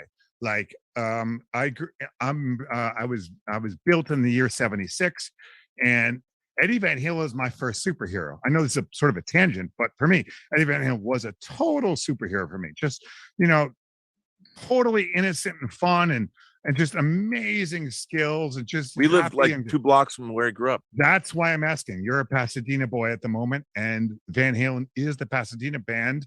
Like, we walk by his house where he grew up every day when we walk our dogs. Was that a thing when he died? Like, dude, when he died, the outside his house, when people get killed like in a car accident, they put up it was full outside his house, full. The whole side of the street was full of remembrances and honorariums and candles, and it was actually kind of moving. I can believe it. How about you though? Like, what are you, like 66, 67? Your 67. 67. Like, how did you dude, the Van Halen in? Come on, like Diver Down. I mean, I remember like, the thing about Van Halen was his guitar Van Halen sounded different than any other band, and it was all Eddie Van Halen's guitar playing, the production, and they immediately announced they were a party band. Like, the thing about Van Halen was they put whenever you heard a Van Halen song, they put a smile on your face. Yeah. And they were also, in a way, I think their demise, I shouldn't say demise, but I don't know if MTV was necessarily a good thing for them as a band, because David Lee Roth sort of, he really played up his frontman persona, which is fine. But when you see their videos, which I loved, like the Hot for Teacher video or whatever, that's great. It's a great video. But Eddie Van Halen, who really, it was after all, it was their band, and I understand David Lee Roth, but MTV really, I'm sure that had to have caused, rifts in the band, because I think it was the cocaine. But I'm trying to be nice. Yeah, I know. No, but it was. I mean, it was all of that. The rock star excess. Yeah. But Eddie Van Halen was they were both. But Eddie Van Halen was a virtuoso guitar player. He was a once in a generation guitar player. He was also just a hero, like on a gut level and on a head level too. Like, he had the, I can do this, I can do whatever I want, but also just, hey, just rock and roll. It was I don't know, for me, like, he was my Batman, my Superman growing up. Eddie Van Halen was my superhero. Yeah, like, I could absolutely see that. And the video era also helped the band in the sense that who didn't love Van Halen? You know, it was they were the most populist everyman band there ever was. Yeah, everyone. And Michael Anthony was you could play bass in Van Halen. It was that's totally true. Yeah. Come on, man, you got a bass guitar, you could do this. But you know, one of the things about Van Halen was it inspired a whole generation of people to pick up their own axes and play. Sure, yeah. Oh yeah, it's science fiction what they did. It was amazing. I don't know if today we have that. Like I keep reading articles about how, like, here in Guitar Center here in LA, you go to the Guitar Center on Sunset Boulevard, like it's a big play. Like when I first moved here, you'd go to Guitar Center and literally you're a mile away from the Sunset Strip, and all the clubs where all the bands were playing, whether it was Guns N' Roses or I don't even Quiet Riot, pick your pick, whatever.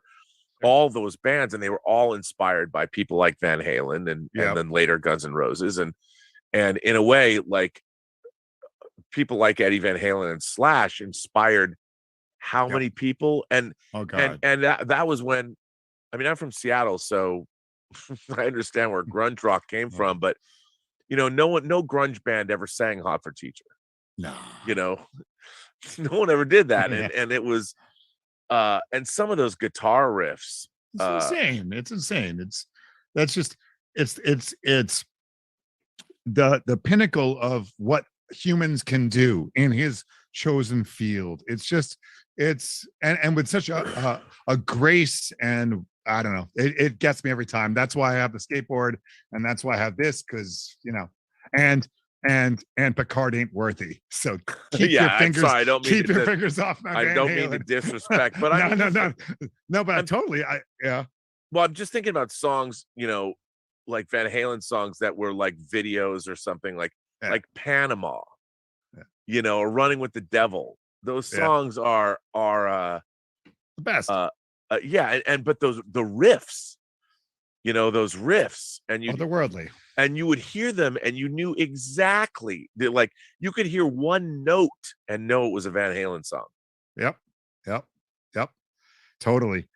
That's not why I mean, you know, that wasn't originally what I wanted to talk about, but you know, but still, it's always worth it. I'll talk Van Halen anytime, all the time. Either way, first off, thanks for the Colossus tip from the Trexperts 101 movie. Sci-fi movie. Colossus, amazing. And I love the way that their computer future, it's so similar to the Andromeda Strain a year after, just that weird analog computer future. So cool. I loved it. Colossus, amazing. It really is. And you go back and you watch it, the widescreen photography. God, it's gorgeous. And I have to admit, like, I'm not into the MCU. I pretty much checked out of the movie world.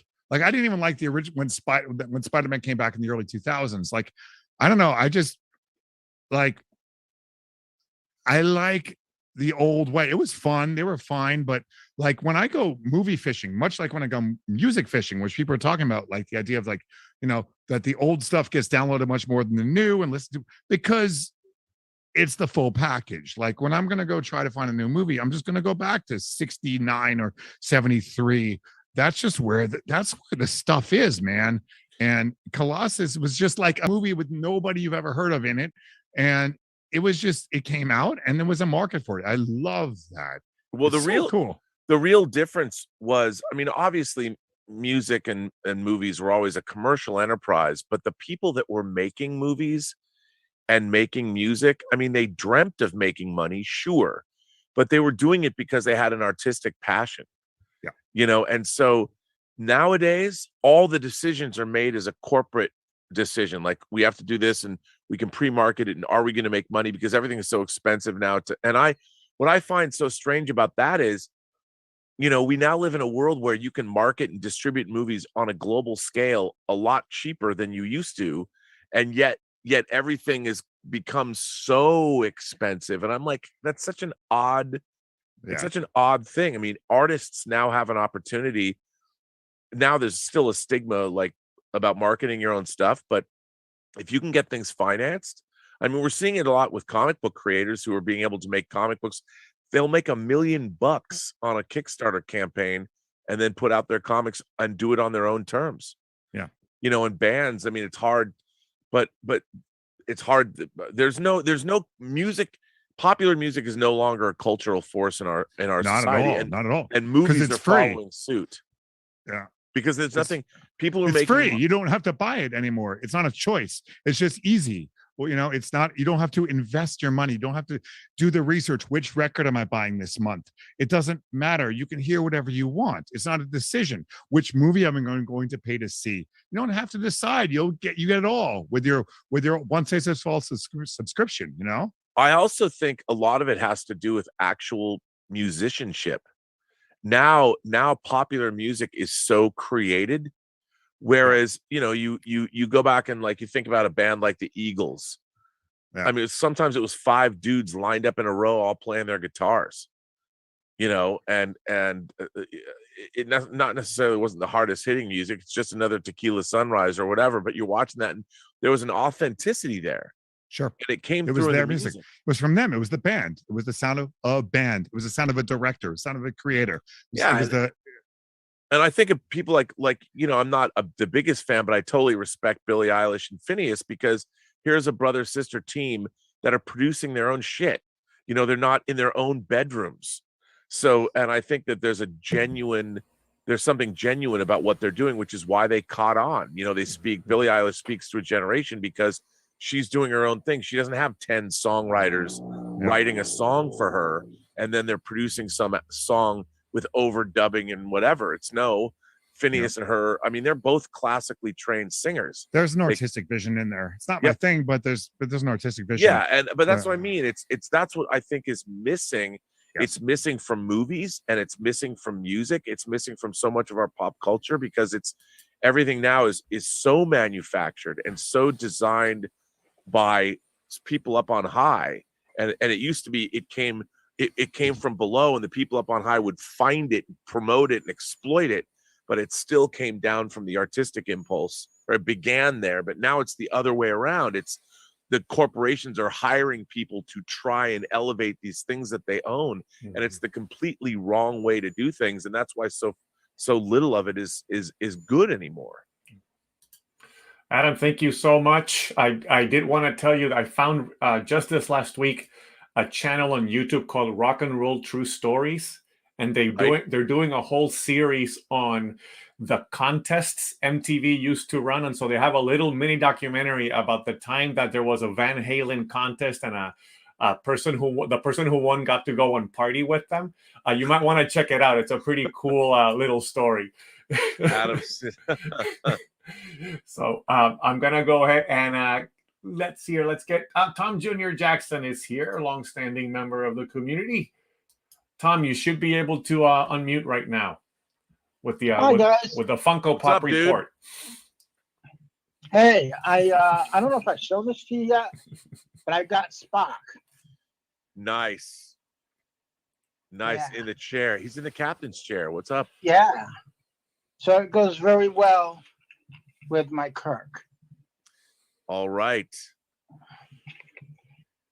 How's it going, Rob? It is going well. I'm, what can I say other than moving, which is not exactly the best thing in the world to do, but it's going all right. You know, I've been having a lot of fun on the John Campea show, and what we've been doing has been it's been fun. I got a question about that. So the other night I was perusing the Twitter, and it seemed that John Campea posted something about just looking at places in North Carolina. Yeah, he's not really. I mean, he was just looking. When I read that, I'm like, oh, great. Just as he got you in there. Well, yeah, and I was like, well, that's a hell of a commute for Rob. Yeah, that was funny. I like that comment you made. Yeah, I was like, let's not do that. Just after getting you in there, back in there, and all that. Yeah, no, moving there. I don't want you to do that. And then I start reading through the comments, and you get people like, "Oh, keep Rob there," and then no, bring Rob and Ray with you, and then it turns into like real estate guys getting in there. Hey, if you're looking for a place, I can help you out. I So know. I'm like, you opened up a can of worms, John. But yeah, the other day when that Oscar thing, and John had his opinion, and the camera goes to you. The look on your face, Rob, we could just see the redness coming up. Like, okay, keep it calm, keep it calm. And no one, and I was like expecting a full blown thing from you on that. No one was expecting it from Erin. But she's just like this at the end of it. I'm like, oh yeah. I loved it. I mean, that's, doing the show has been so much fun, just because we never know what's going to happen. But yeah, it's been fun. It's been a whole different dynamic. And John does a really good job of producing the show. It looks slick. I mean, and we're not, because he's given it structure, it makes it fun to watch. Having that kind of structure, I think, has been really good. I really enjoy it. Yeah, I'll tell you this. We in our little group that I have, my messenger group with some of the PGS members that I'm friends with. We've gotten into that conversation about the Oscars, and someone was like, "Well, what categories have been taken out?" That really, people are like, "What? Why?" Well, yeah, I mean, look, I understand. Like John's not incorrect by talking about how they're trying to make the show for more. They want more people to watch the show, but the reason that the Oscars are declining in ratings is not because of the categories. It's because movies don't have the same place in our culture that they had 20 or 30 years ago. Well, it just seems that they're always trying to shorten the show. And all right, we'll move this off camera. We'll do this. And yet it still gets longer and longer. Well, that's what I think they should do, the exact opposite. And they should embrace the length and make the Oscars last for 6 hours. Enjoy and turn it into a celebration of, of this cultural art form. And as I said, I really believe that now more than ever, there are more people, more human beings who are using cameras and making content than ever before, whether it's on TikTok or Instagram or whether it's on YouTube. I mean, it's exploded. And the end all be all for anybody that's using cameras and trying to communicate and tell stories or whatever are motion pictures. And the Academy should embrace that, because, learning about how editing works, it works whether you're making a 90-second TikTok video or an Instagram video, or whether you're making a feature film or an episode of TV.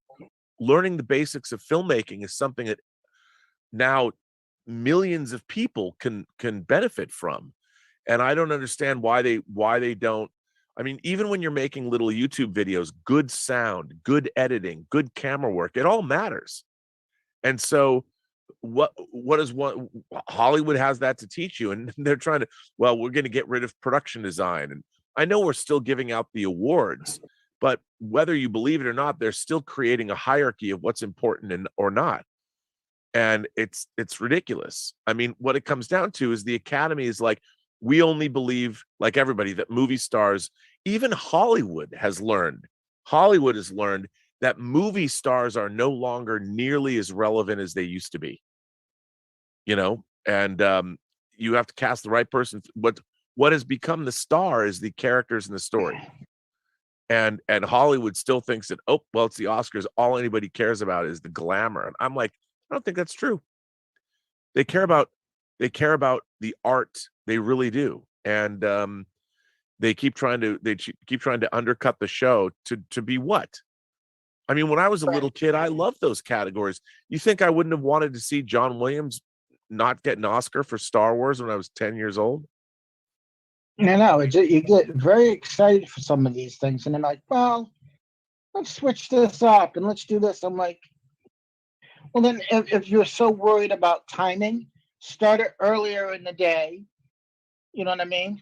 Well, also these are decisions that are being made by corporate speak. Right. And the corporations, the way they think is antithetical to actually what they really want. They want to achieve a certain goal, which is have lots of viewers and make as much money as they can, which is everybody wants that. Everybody wants that, but corporations are using all their analytics, but their analytics and whatever they're looking into does not actually quantify what people really want to get out of something like the Oscars. And they don't just want to see movie stars. They don't. And now that we live in a world where everybody's become a filmmaker, they should figure out a way to turn that into a saleable thing. You're all out there. Come see the best TikTokers in the world. Those are the people that are making the real movies or whatever. And we all have something to learn from them. But what are you going to do? As a matter of fact, I wanted to say that I heard from Zephyr Chan. Oh, great. And she very much wanted to be here, but unfortunately, when you're doing this, it's 3 a.m. where she is. Yeah, it's 3 in the morning. I know. Yeah. But she says hi, and she was like, I really want to talk to Rob. I'm like, well, come do that. She goes, well, it's 3 a.m. But I saw a movie the other day on Prime Video called Big Brother with Donnie Yen. Have you ever seen that? I have not. He plays a teacher. And it's really, really good. I mean, there's a lot of, the martial arts in it, but it's a really good movie. Well, that's good. Really good. Last night I watched The French Dispatch. Yep. I'm Elizabeth and I haven't seen that. I can't wait to see that. It's great. Really great. And then I also watched House of Gucci. Oh, wow. Yeah, I got that. That was okay. It's pretty good. I enjoyed it. That's good. But it was very interesting. Like it was a certain point where Al Pacino looked a certain way. And I had to bring my mother in the room. I'm like, who does he look like to you? And she goes, oh my God. He looked like my grandfather. And he just had the hair right and the glasses right. And just in a certain light, he looked like him. I was like, my God, it looks like my grandfather. But other than that, everything's going well. I'm going to be doing a show with Twin Flicks, Paul. Oh, nice. Yeah, we're going to be doing a show. I think it's called Movies I've Never Seen, But You Should. And the first movie we're doing is Brimstone. Nice. Yeah. So we're working on that. He asked me last week, he goes, hey, let's do a show together. I said, all right. So we're going to do that. And other than that, everything's going great. My mom says hi. Well, say hello back to her for me. Yeah. And I just got followed by John Cena. Verified account now on Twitter. And I made sure it was verified because he had to make sure I had to check and everything like that. And then maybe about a half hour later, a fake John Cena account followed me. Oh, well, what are you going to do? That was cool. I mean, he went on a following spree the other day. Started following people out of the blue. Wow. It's either him or his people that run his Twitter account. Right. Yeah. Sure. Yeah. So, I mean, so there's going to be 2 shows tonight? Yes. Yes, there are going to be 2 shows tonight. We're doing Midnight Musings and Midnight Metal. All right. Yeah. Yeah. 2. I can't wait to hear Dave's opinion on Texas Chainsaw. I know. And that one line, try anything and you'll be canceled. That's when I said, I'm out. I'm out. I'm sorry. No. I know. Yeah. I'm sorry, Tom. I'm gonna have to cancel you now. You're canceled, buddy. You're apologize, but we need to move on. But thanks for coming by. We're gonna bring in Darth Plato is coming up next. By the way, speaking of John Cena, Rob, did you see the hot toy for Peacemaker? Yeah, but I gotta tell you, man, I did, and the toy looks great, but the face sculpt is very problematic because, from what I understand, there's no normal face sculpt. I think they can't get it. I think the reason is because John Cena's actual likeness is owned by the WWE for whatever reason. Okay. And I'm like, because I can't stand that screaming you know, and you can either take the tongue in or out. I'm like, I don't know, man. Anyway, Darth Plato, you're up next. Hello, sir. Yeah, I was listening to some people talking earlier about the radiation level rising in Chernobyl. Yeah. And it What's made up me with think that? of it made me think of a movie in 2014, I think it was, a foreign film called Diplomacy. I don't know if I haven't seen that. Well, that's an excellent movie. It's about a Swiss diplomat meeting with the German and military governor of Paris in 1944 to talk him out of carrying out an order by Hitler to spike the well, as it will, and demolish Paris landmarks before the Allies came and took the city. They were going to demolish the Louvre and the Eiffel Tower. This movie came out in 2014? Yeah. Wow, that sounds good to me. I'd watch that. Yeah, it's an excellent movie. It's almost the entire movie. Just these two guys talking in the office. It's like nighttime, early morning, and you can see the day gradually arising. It's a really interesting movie. But the prospect of spiking the well, so to speak, I hope that's not what Putin has in mind. I mean, the radiation levels at Chernobyl, that would devastate if that sarcophagus got breached, or I mean, it's it's all of Europe. I mean, it's not just. It boggles my mind that, especially when you see that kind of destruction. I mean, we saw it in Iraq. You know, we've seen it elsewhere. I mean, I know spiking the well, yeah. And we don't want to do that. And it's the what good does that do? I mean, I really don't quite. I mean, I understand why the historical significance of Ukraine and all that, but this kind of aggression now, there is nothing. I really don't understand what Vladimir Putin hopes to gain. Like, if he takes over Ukraine, he wants to reconstitute the old empire. Yeah, I mean, the old empire, the pre-Soviet, the world is different now. And I get that that's, I mean, I understand that that's what he wants to do. But the problem is the corruption in their government, that has never gone away. They you know, I remember reading I used to be married to a Ukrainian woman. And I remember reading a book about the Russian mafia. And one of the things, like when the wall fell, and a lot of Russians and a lot of the Russian mafia came to the United States, they spent a lot of time ripping off insurance companies and doing all this illegitimate business. And then they finally realized, they're like, wait a minute, we can make a lot more money doing legitimate business. Then why are we pulling all these scams when the West and capitalism has certain structures in place where we can make a lot more money? It's the same way with the Sicilian mafia. Yeah, and it's like you get involved in. That's all they know. Yeah, that's the thing. That's all they know. The graft, and the same with a lot of the Chinese triads and things like that. They're so used to. Oh, that's so rooted in time. They'll never change. No, never. And but nowadays you've got the oligarchs. They've already. And how much is Putin worth personally? How many billions of dollars is he? And it just less today. Yes, less today, but it's unfortunate. I mean, it's I don't know, the planet. What are you gonna start a whole? Are you gonna go after all your satellite states and get them back in the fold? You really want me to answer that question? Yeah, that would be his desire. Yes, I know. But is he going to do it? Especially Kazakhstan, because almost half the world's uranium comes from there. Mm-hmm. Look, it's not funny. It's not. If Russia loses this thing, I'm going to laugh so hard. Well, I think it's become a little harder than they anticipated it would be. It always is in war.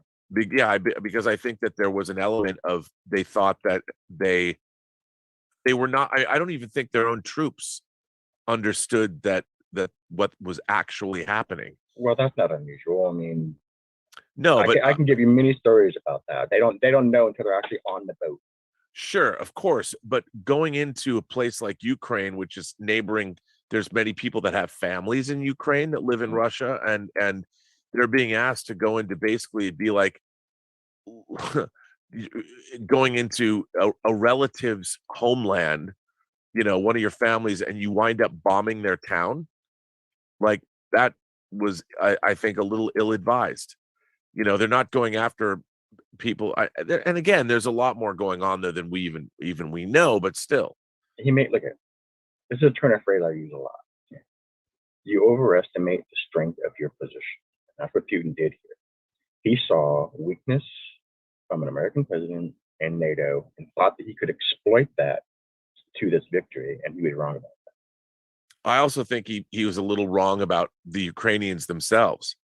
And the Ukrainian president's out there, making videos going, we need more guns. Yeah. I don't want to leave. I'm not leaving. I need more guns. I have a lot of respect for the Zelensky guy. Oh man, Zelensky's been crushing it. Yeah, I mean, his speech that he gave was amazing. That 9-minute speech. He very much reminds me of Albert I of Belgium in World War I. He very much reminds me of that guy. Well, you can't kill him now. He'd be a martyr. And I mean, you can, but it's and these guys, I think these guys are also a little out of touch about the world that they live in. And you have Anonymous deciding, yep, we're going to go after your computer infrastructure. I mean, they probably thought, oh, they can't do anything to us. And it's like, well, you haven't been paying much attention. Your troll farms have been seeding dissent here in the States, but come on now. This is a great lesson for military science, because you don't make a move like this unless you have significantly greater numbers than what you're bringing right now. He has what, 190, 200,000 men? That's not enough. That's not enough men. He needs closer to 700,000 to make a move like this. That's why I think a lot of people were surprised that he'd make this move. We doesn't have enough men. No, and it'll and what's except in the air. He did have the advantage in the air. Yeah. Well, according to the ghost of Kiev, the pilot, it might be folklore, who shot down 6 people, but whatever. Who knows what's real. I just think there's probably better things to do. What was it? Yeah, let's make something. Yeah, I don't know how much time I have left. I know Roberto's probably gonna. You have a couple of minutes, Darth. You got a couple of minutes. It's okay if you meet me on.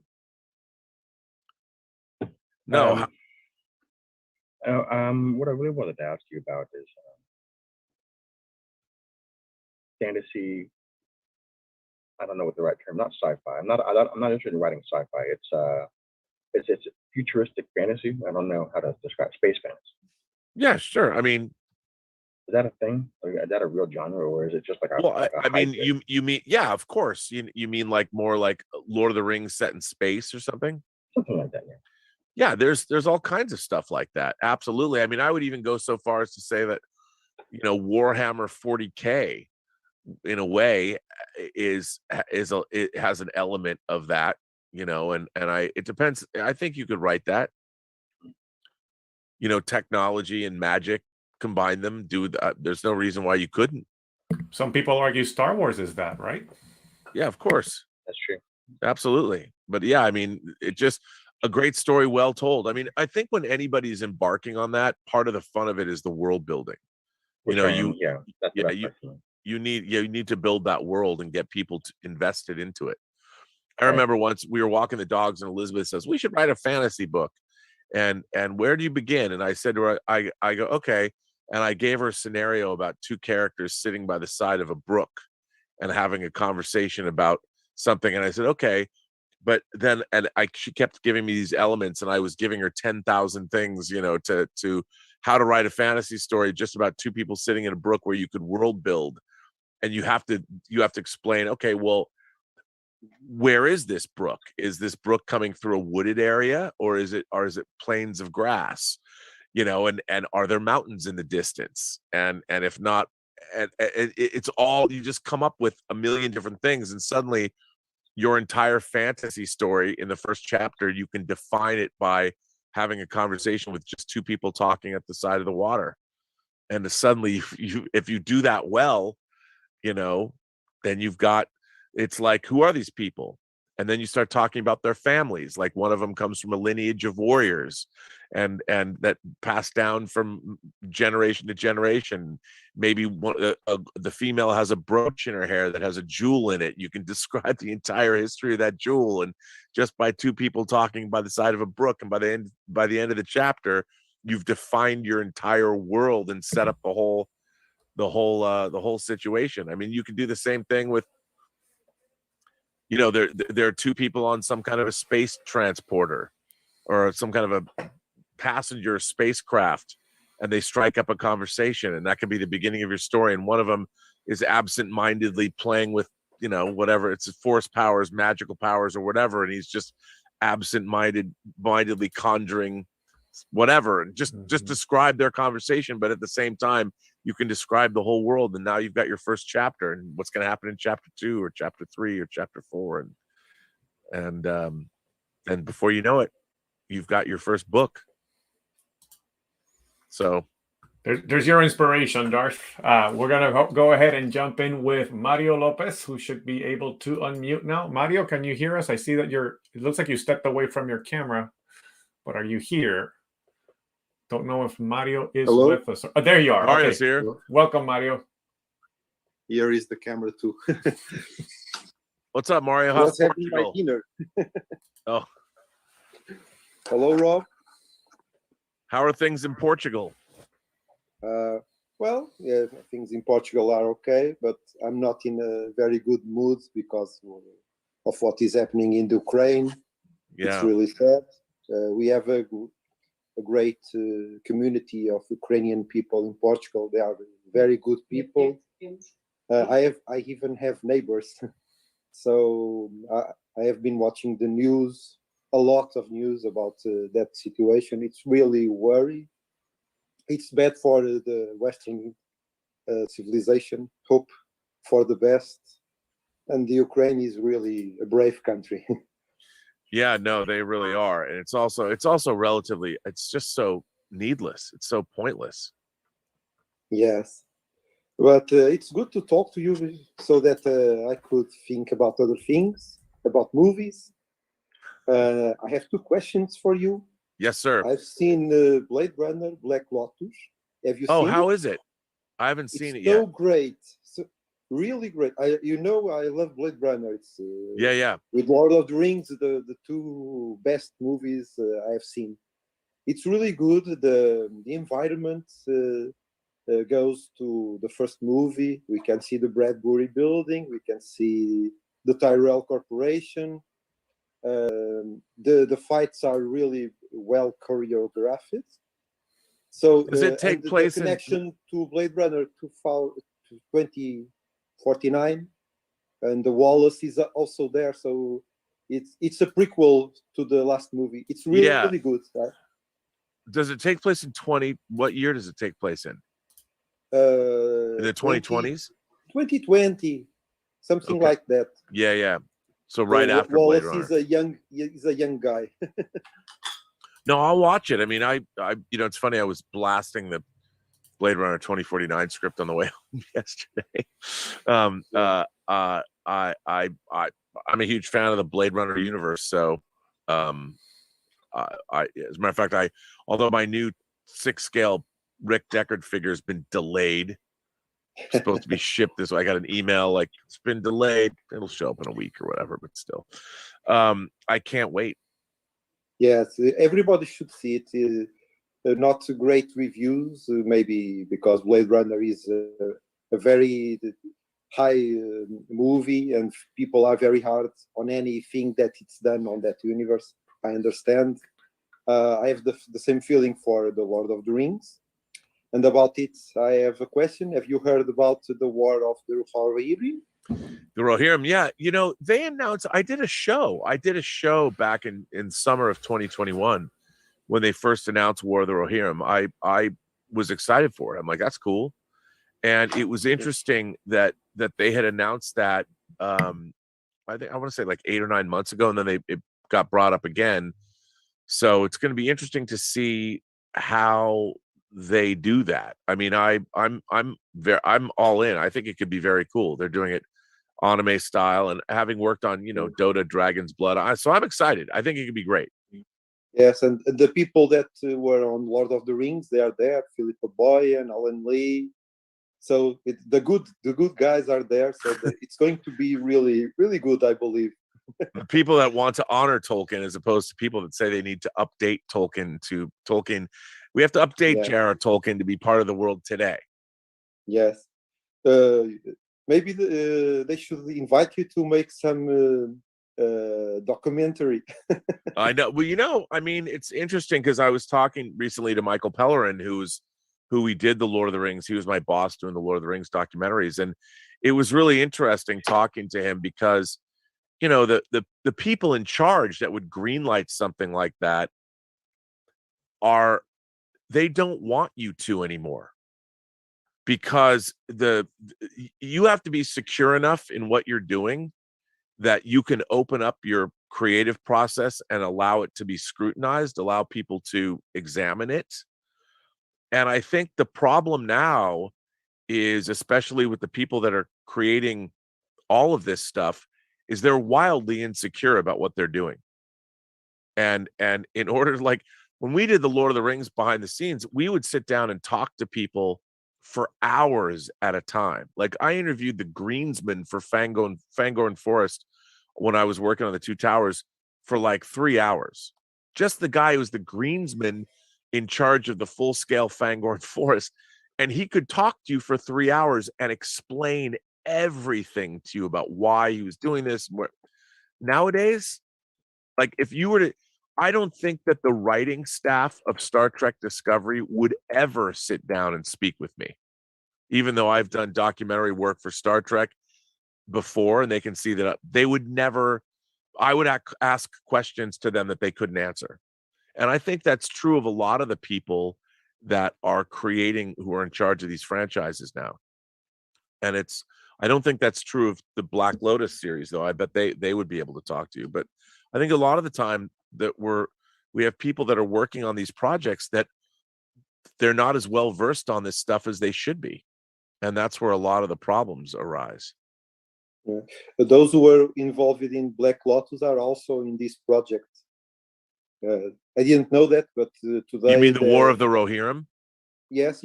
Wow.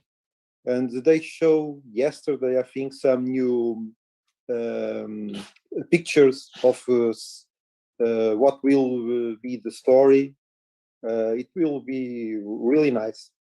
I have one request for you, if you can. I love the story that you told, your experience with Christopher Lee.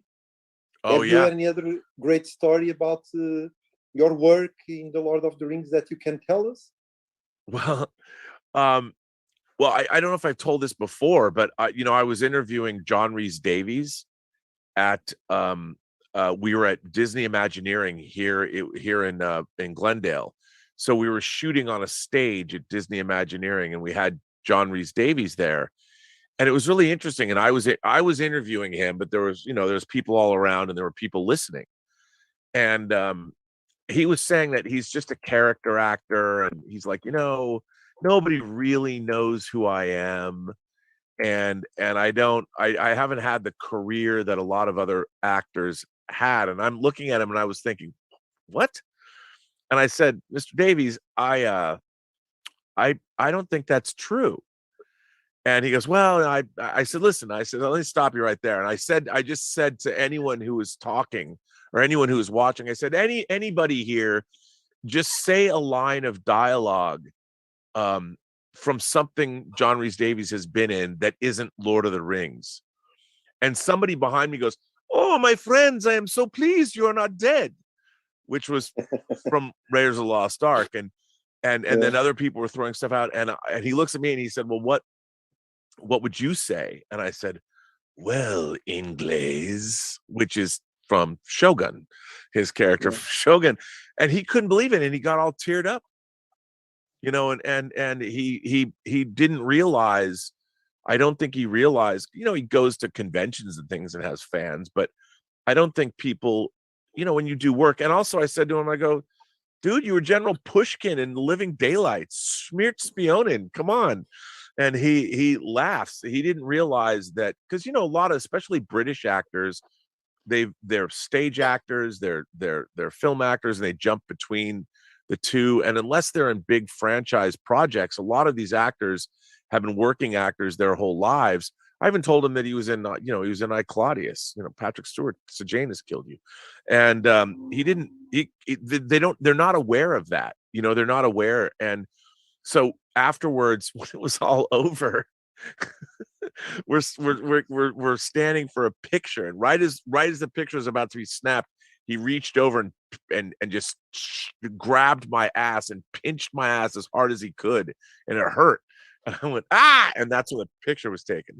It was pretty funny, but I didn't take the picture. I don't know where that picture was, but he was great. I mean, he was a great guy. And that was just, that was just one time, but talking to him like that, and we made him cry.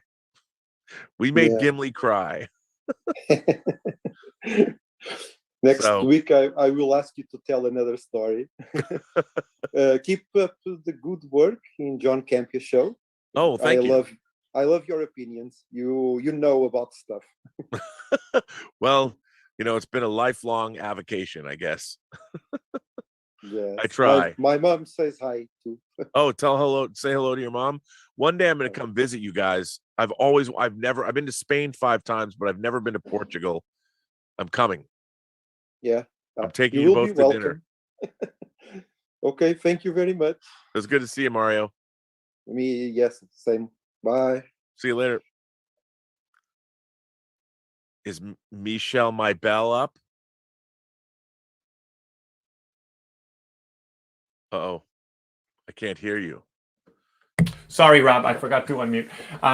Michelle had to step away, and we've had Hassoni Parker having trouble coming in and out of the chat. So I had written him down as he would be in the next slot. So I'm going to have him come in now. So just in case he keeps getting disconnected. So Hassoni, you should be able to unmute at this point. Hello. What's up, dude? How's Hello, Rob. How are things over in Sweden? Actually, it's pretty good. Pretty good. Did you hear me good? Yeah, we can hear you. You sound good. Okay, good. So, Rob, how about in the States? The States are, interesting. Gas prices are going up. People are still mad at each other. Biden's approval rating is down. But hey, let's talk about some movies. Rob, look, this is all for you, okay? I made some posters, okay? So, first of all, Rob, I want to talk about the Paul Verhoeven movie, Flesh and Fucking Blood. Dude, I'm a huge fan. I have that on Blu-ray. I love that movie. I love Flesh and Blood. It's great. I'll tell you a funny story. The first time I saw that movie, I saw it at the Seattle International Film Festival. Paul Verhoeven was there. Oh. Jennifer Jason Leigh was there, and she was there with her at the time. She was dating Bruno Kirby, the actor who played young Clemenza in The Godfather. And I had a conversation with Paul Verhoeven. I talked to Paul Verhoeven for about an hour after the movie was up. Yeah. And he was very upset because Flesh and Blood was his first English language movie. Yes. And they were going to rate it at, I think they were going to rate it X or something because of the sex scenes. And he was like, it was so great because we were in the basement. They had the party in the basement of the Egyptian theater. And he's like, speaking in his, he's speaking, I don't understand. In America, you can kill anybody you want on screen, but you show a boob and everybody goes, I think he said tit. You show a tit and everybody goes crazy. I don't understand. What is wrong with your country? And I said, He's right, bro. But I told him, I said, Flesh and Blood's got some, it was great. I love Flesh and Blood. It's really good. I think my girlfriend and I did an episode of Whining About Movies about Flesh and Blood. It's great. That movie is great. And that famine scene, oh my God. Yeah, it's bad news, man. And then they're all eating the plague-ridden food. It's so gross. It's so bad. Insane. Okay. Or they're next. drinking out of the well that's full of Yes, plague in it. exactly. You're just going, So oh good. God. So good. Rutger Hauer, man. So good. Oh my God. I love him there. I love him in Blade Runner, and I love him in Turkish Delight. He's great.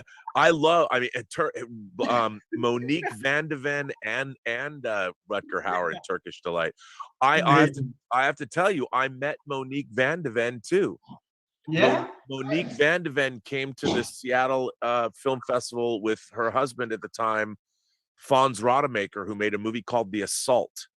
But because if you watch Turkish Delight, you got to love her too. The two of them together. I haven't seen that part two.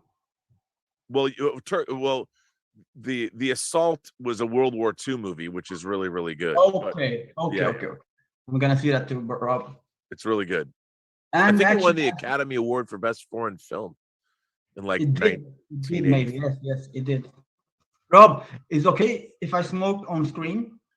Yes. Okay. I mean, yes. It's not okay. Good. No, you can smoke on. It's legal to smoke in California.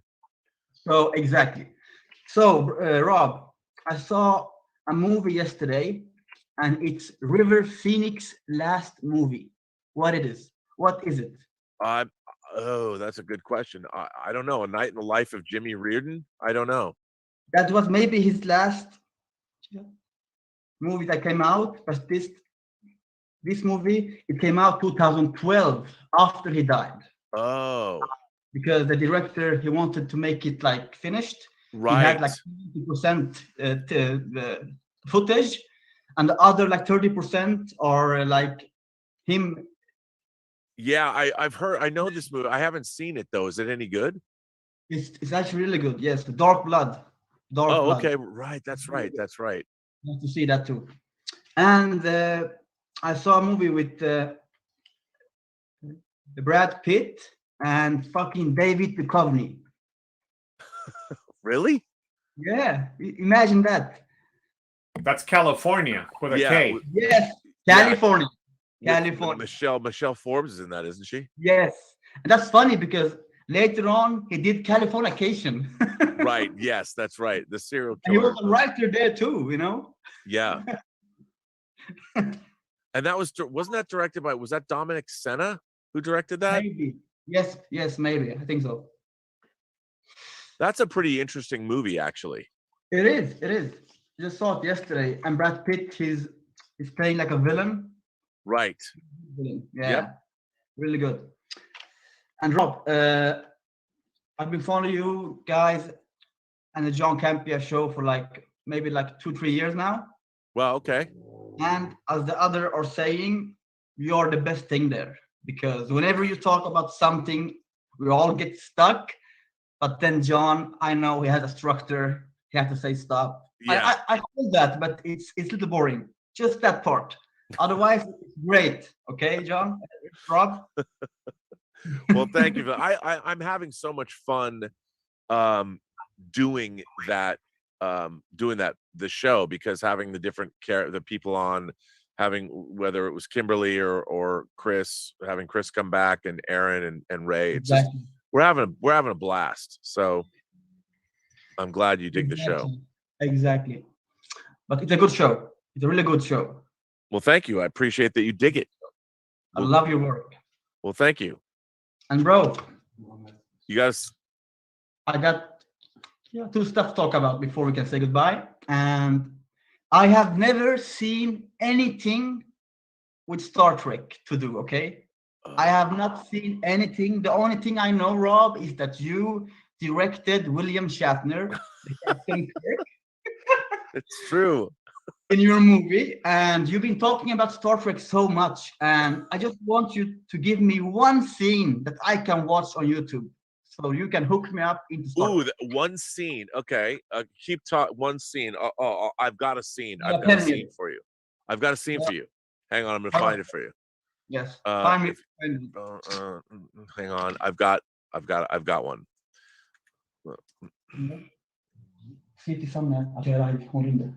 Okay, I'm let's see. Here's the here it is. Here's the scene. I found the scene, and I'm going to put this in the live chat. This scene is from a first season Star Trek episode called Kirk's Uncertainty, and it's from the episode Balance of Terror. And it's one of my favorite. Okay, I'm putting it in the chat. So there it is. It's in the chat. Just watch this scene. It's a scene between Dr. McCoy and Captain Kirk, and it has one of the great lessons to be learned. And so listen to that. That to me, there's no action. It's just two friends talking. Okay. And you should know the context is the Romulans have launched a sneak attack against the Federation. Okay. And they're going after Federation outposts, and Kirk, if he makes the wrong decision, a war could break out. Okay. A war could break out. So Dr. McCoy comes to advise him. And that's what the scene is. Now I want to see that scene. Yep. So it's in the chat. I put it in the chat, the live chat there. So if you okay, click on Rob. that Thank YouTube you. scene, Thank you. there Thank you go. so much. All right, Sony, good to see you. Last thing, Rob. My favorite horror ending. Oh, yep. Is without a doubt The Exorcist. Oh, it's The Exorcist is my favorite horror movie of all time. I know that. It's the best. It's a great movie. It's so good. William fucking Friedkin, man. One of my did you know that To Live and Die in LA is coming out on 4K from Kino I want to Lorber? buy that so badly, man. I want to see that William Dafoe's good-looking, sharp face. Yeah, absolutely. Great conversation, Rob. Great. All right, Sony. Thanks for coming. Thanks for being in the chat. Always, I'll always be here. All right, man. Good to see you. Bye. Thank you so much, Sony. I think I forgot to take myself out of the frame that whole time. I apologize. I didn't mean to show up. Thank you. Let me just make sure that okay, there we go. Thank you so much, Sony. Great to see you. And I think Michelle might be back now. So Michelle, are you here? Let me see. You should be able to unmute now if you are ready to go. Can you hear me? Yep. Fabulous. We can. Hi, everybody. Hello there. So Rob, you know what I'm going to ask you about, right? Yeah, I talked to Carrie this week too. And well, yeah, all good. All good. We should, yes. And actually Carrie and I had a long conversation. And you're going to tell me about it and talk to me about it so yes, that I know what you guys know? Yes, so we should get together. We should, and you know, I'm in town, so we're 5 minutes away from each other. We are 5 minutes away from each other. So we should go have drinks again. And, all right. Well, I will pick a time, and we'll make this thing happen. Yeah, and as I said, I come back home. I'm usually home by 6 or 7. Outstanding. During the day. So here's the question. How are you? I'm good. Here's a question for you. Do you think it's better to walk into a property, a movie, as a clean slate, or is it more useful to be familiar with the source material? I'll give you 2 examples that are current right now. Uncharted. There are lots of people that are familiar with the game. And actually, I have never played the game, but I have watched all the cutscenes, and they're just outstanding. And you know, just from the cutscenes, I'm like, why are they making a movie? So Uncharted is one of the things that has been recently remade, and has been sort of greeted by a split decision. Here's another one, West Side Story.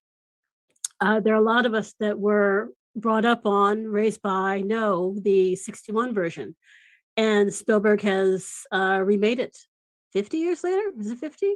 Yeah. 50, 60 years later, and some of 60. us, there are some people that have never seen it before, so it's their first time. There's some people that have grown up on the 61 version, and nothing else can replace it. So, but what do you think is the best experience? Should you brief yourself about the material? Should you go in cold? And who do you think gets the better experience? The person who knows about the pre-existing story? Well, that's a really good question. I would say that going into a movie cold and not knowing anything about it is the best way to see a film, because you don't have preconceived notions, and the film then it lives and dies for you based on the film itself, what it's presenting to you. Because if you're like look, as many I've seen as many great literary adaptations as I've seen disappointing literary adaptations. But are they disappointing because you knew about the source material? Yeah, yes. And but I've also seen movies that aren't, say, adaptations of anything that are disappointing. I mean, I think it's true. I think a movie has to live and die on its own as a movie, first and foremost. It has to be a movie that lives and dies on its own. Mm-hmm. Then you can analyze, like, for instance, I'll give you an example. Mm-hmm. I read the screenplay to David Fincher's Seven. And I've said this before, but I read over 3,000 screenplays professionally that I got paid to read and do coverage on. Seven was the only screenplay in all of that time I ever said yes to. You're not supposed to say yes. I said yes, and I begged, but when I saw the movie, I didn't think it was as good as the experience I had reading the screenplay for the first time. And while I dearly loved David Fincher's Seven, when I first saw it, it was not the movie that I quite envisioned in my head when I read the script, even though it was incredibly faithful to the script that I had read. But the tone of what David Fincher did was different than it was when I read it. Was it darker or lighter? I thought it would be a bit more less dour and less. I thought it would be more a little over the top, more grand guignol, more graphic, and have more of a little bit more of a fantasy bent to it. Okay. The movie was much more let's call it down to earth, much more realistic, much more set in the real, quote unquote, the real world. I expected a little bit more pulp horror in the script than we got. However, that was how it initially hit me. Over the years, I love Seven, but I've come to understand that what I wanted was a very different kind of a movie in general.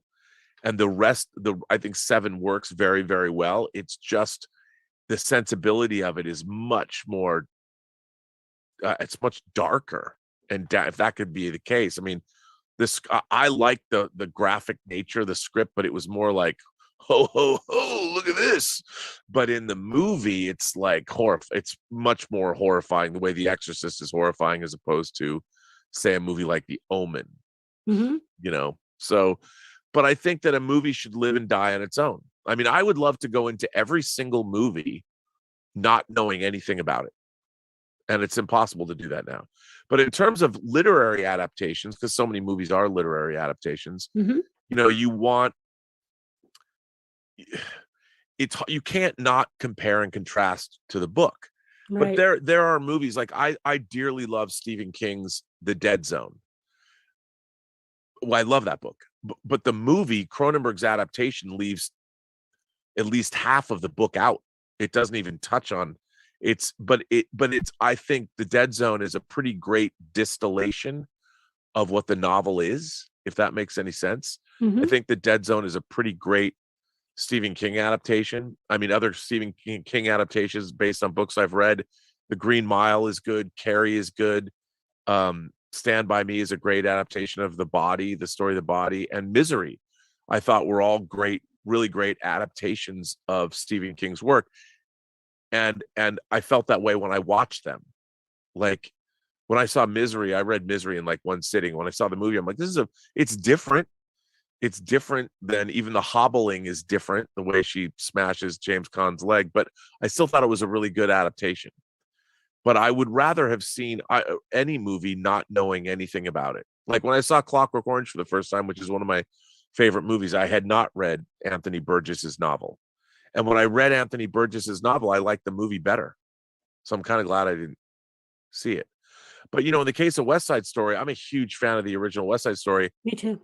I didn't think Spielberg's West Side Story.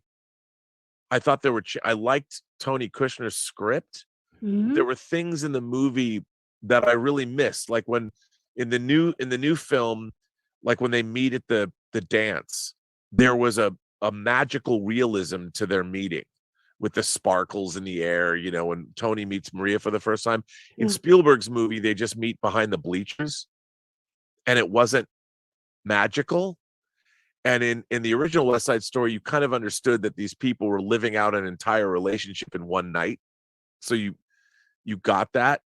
And I don't think the story necessarily worked as well as it did, but that's because the time it was being told. There's a lot of stuff in Spielberg's movie I thought was amazing. Like the American number was incredible, the way it was restaged. And I love the opening when they're destroying these tenements to make way for Lincoln Center and stuff like that. That was stuff that was really cool. It was really cool. I mean, I really loved all that. But then again, you know, and then you got a much bigger sense of the communities in Spielberg's version. Like it wasn't just like these two gangs. You really got a sense of the Puerto Rican community was this living, vibrant, there's storefronts and all these people. It was different, but I don't think the story worked as well. And I think part of it is because in this day and age, it seems so strange to think that there was ever a problem with the Puerto Rican community and the Polish or the Irish or whatever community. Like, why are you fighting?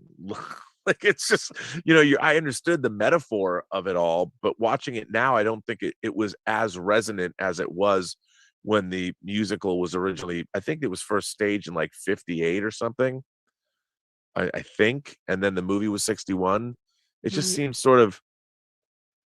it seemed like a movie out of time. And I think you get it, you understand it, but it seemed so far removed. Like if I had done it now, if I was making West Side Story, I would make it more like make it different ethnic groups, you know, that are more modern, so a modern audience could kind of understand it and maybe update it a little bit more, because after all, West Side Story is a retelling of Romeo and Juliet. Right. So that in itself, you know, the Montagues and the Capulets and these two communities that are fighting, and the star-lost lovers. Yeah. I mean, I actually like the love at first sight moment. That was great. The actual moment of moving through the gym. And yes, once they got behind the bleachers, I'm like, oh darn. You know? Yeah, I mean, it just seemed, I like that you got to actually see them like go out on a date. You know, they actually went somewhere in Spielberg's movie. But it was like when they got behind the bleachers, it felt very like, I get why he was doing it, because that in the original movie with the sparkly things, I mean, that's a horribly dated device to use now. But it just seemed like when they were dancing behind the bleachers, it was so like, why not go outside, you know, and be in a playground where you could move around more? It seemed very static that they were just stuck behind these bleachers having this. It was nice, but why? I mean, Tony Kushner's a much better playwright than I am. I mean, the guy wrote Angels in America, but I just seemed a little. It needed something more. But then again, there's a lot of scenes in that movie that were incredible. The way they were staged, Spielberg was virtuoso. Like like I said, the American number, the scene in what's the music, the song, and they did it in the department store in the new one. I love that. I'm sorry, I had muted Michelle because it was some other person's turn, so I apologize that I think that's a really good question, you know. But I tend to, ultimately, I would have to say that I tend to believe that a movie needs to work on its own, whether you know the source material or not. Like, you know, here's a great example. Jaws. Spielberg's Jaws is very different than the book, I think. And there's a lot of, like, in the book, Sheriff Brody's wife has an affair with Matt Hooper. I mean, it's a much bigger, sprawling story, but I think the movie's actually better than the book because it distills the story down. And I was very happy when I first saw Jaws when I was like 8. Yeah, I saw it when I was 8. I went and got the book and read it, you know, as an 8 or 9-year-old, and it was a little adult for me at the time, to be honest. But I'm like, I don't care about these people having an affair. Get on the water, go kill the shark, man. If they put all that in the movie, it would have been like, and if they did a mini series now, if they did Jaws and spread it out over 8 nights or 8 episodes, they would have put all that in there, and it wouldn't have been as nearly as effective as the movie was. Thank you, Michelle. We're going to move on to the next person up here, Channel Surf, whose turn it is now, and they've been patiently waiting here. Channel Surf, you should be able to unmute now. Thank you very much, everybody. Great to see you all. Hello, sir. Are you wearing a Nerdrotic t-shirt? Yes, I am. That's awesome. No, yeah, well, anyhow, I wanted to say first time, long time. Love you very much, Robert. You are thank you, sir. You are the consummate YouTuber. Love your different shows, but I especially love Let's Get Physical. Oh, I'm glad. You and Dieter are the dynamic duo of home video. I love Dieter. I mean, it's so funny because that is truly a time when I reached out to somebody I didn't even know. Yeah. Like, you know, and then I can't imagine not doing the show with him. Yeah. And it's been fun to watch him develop his own like his on-camera persona, because he's so funny. Yeah. Like, he's so witty and so funny. It's so much fun to do the show with him. Yeah, yeah. Well, I wanted to say we've worked on several things that separately, but I've been with Warner Brothers for 28 years. Oh, wow. And post sound, and I got my big start in the archival mastering department. Ooh. And I worked on the release of DVDs. We were the first ones to release DVDs. Yes, you were. And it was me and 2 other guys working on it a year before the launch. And so to me, DVD, Blu-ray, just physical media has been very important. I've been a Laserdisc collector, VHS collector, but DVD was what was huge to me, and to be a part of it was just amazing. And so I'm kind of tapering off my career, just pretty much left the studio here, kind of retired. I may go back and do a few special projects, but one of the greatest experiences for me was working for George Feltenstein. George as you know, an incredible guy, and incredible. The titles that he sent, I digitized the original masters for most of the Warner Archive stuff, the really good stuff. But yeah, I was with WAC from the beginning. So, but that's one of the coolest. Were you working on Warner Archive stuff was when they first started like putting out DVDs? Yes, yeah, the made on demand stuff. Because man, when I couldn't believe getting stuff like Bad Ronald and Don't Be Afraid of the Dark on disc, I'm like, oh my God. Yeah. And when I was able to get Wild Wild Planet, like, because I had the Laserdisc, but getting it on DVD, I mean, it was, and the stuff that they were putting out, and you know, when George continued, getting the Bermuda Depths on DVD. Like, I just loved it. I couldn't believe that they were putting that stuff out. I mean, it was just... did Bad Ronald, and I love all of the deep library titles that we would do, and you know, movies of the week, and Roddenberry's Pretty Maids all in a row. And you know, doing things like Red Dust, you know, like truly awesome classics. So we got a little bit of everything going on in there.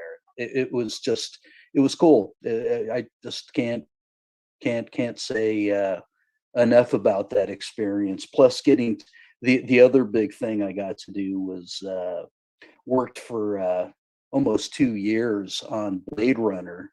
And Charlie de Lauzirika, my buddy who did all worked with Charlie, and that thing was incredible when it came out. When it came with the Voight-Kampf suitcase when they released it, you know, it was awesome. I mean, it was interesting because Warner Brothers was really the first studio, because they were the first studio to DVD. I mean, I remember getting the flipper packs. Yeah, I think Blade Runner was one of the first DVDs that I owned. Yeah, and then that and stuff like The Postman. I remember getting The Postman, stuff like that. Yeah, and go ahead. Well, then you had there was no special features, but like you could click on, and they had like text pages you could click onto and see that. It was so primitive, but that was what the launch titles were. Yeah. Well, yeah, and one of the great things were all of those fantastic special features that you produced.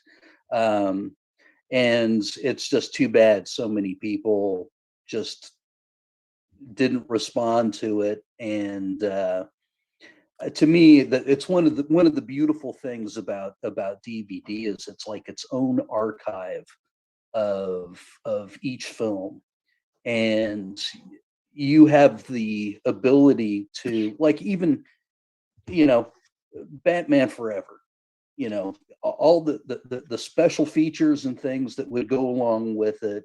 Oh yeah. Some kid 50 years from now is going to be able to pop the movie in and, wow, hey, this is kind of cool.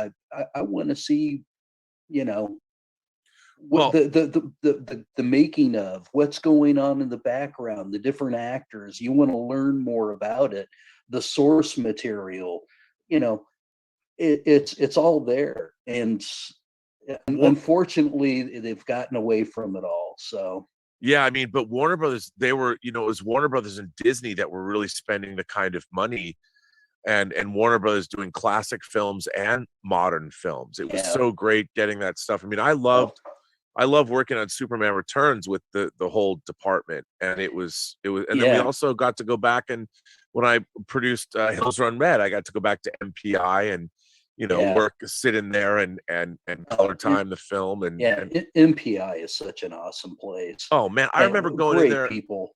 When we were working on Superman Returns, I was with Brian and just the two of us, and this guy goes, "Come here and check this out." And we go into a theater, and we're watching this restoration of Cool Hand Luke. Yeah. And I'm looking at this, and I'm like, he goes, "Look, go up to the screen. What are you looking at?" And I'm looking at this, and I'm like, this. It looks like we're watching a print. And I think it was the first 4K image that I had ever seen, ever. And we're both sitting there trying to figure out, like, is this a print? Because you could see the grain structure in the image and stuff. And I'm like, this is amazing. And then they told us what it was. They said it was a 4K restoration of Cool Hand Luke. And we're like, no way. You know, but and they used my audio masters for it. So it was going into, I just love going into MPI and hang out. Yeah. I mean, what are you guys doing today?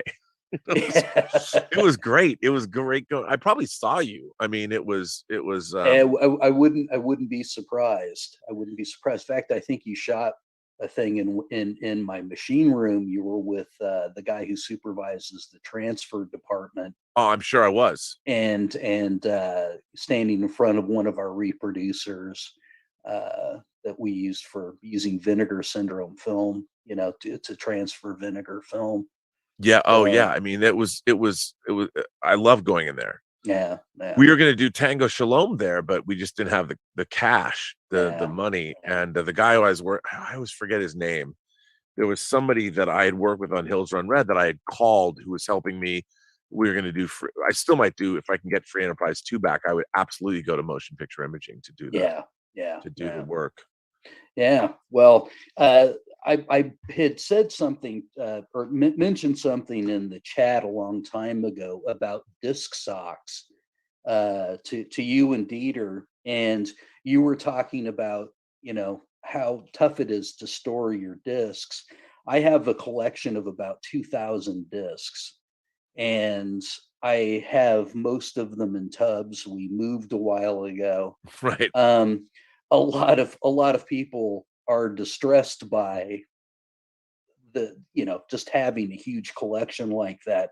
But this, and the specific reason I have this out, this is the original release of Batman Forever on DVD. And this is a disc sock that it's in. It's this liner. And I don't work for the company, but this is such a brilliant solution. You can take out, even this is one of those early snapper cases. Yeah. And it's the cardboard, the heavy cardboard pops out, comes out of the plastic frame. You can stick it into the inside of it. And then on the inside, you have space for a couple of discs. You can get 2 DVDs in there, or Blu-rays or whatever. And then you can have the extra pamphlets. You can even stick another disc in over here. So if you've got a 3-disc set, it'll fit in there. Wow, that's really cool. Yeah, they're really they're great. They're not cheap, but it's the best of the different sleeves that I looked at. Yeah. They also make them for Blu-rays. They're a little shorter. And you had just mentioned CDs, that you were trying to decide what to do with your, are you going to get rid of your jewel cases? Yeah. They make them for CDs as well. So, but this is 75 discs. Wow. Right there in that space. So, that's pretty good. I know a lot of you folks out there, are in a similar situation.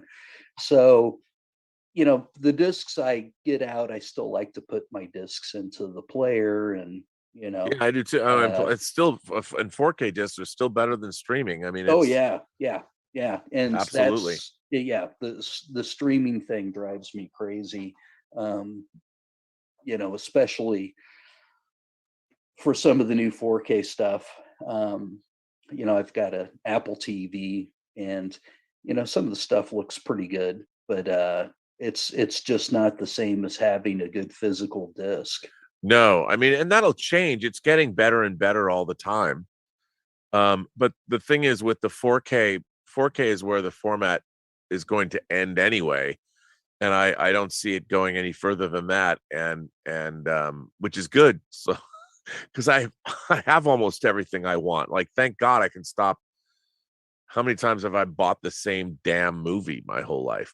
And so, Channel Sir, thank you so much for stopping in today. Looks very cozy in your place there with that fireplace going on. I know, yeah. Roger Robertson, you are up next, and you should be able to unmute. Are you there, Roger? Looks like Roger might have stepped away. So if yes, he's here. I'm sorry, I just stepped away for a moment.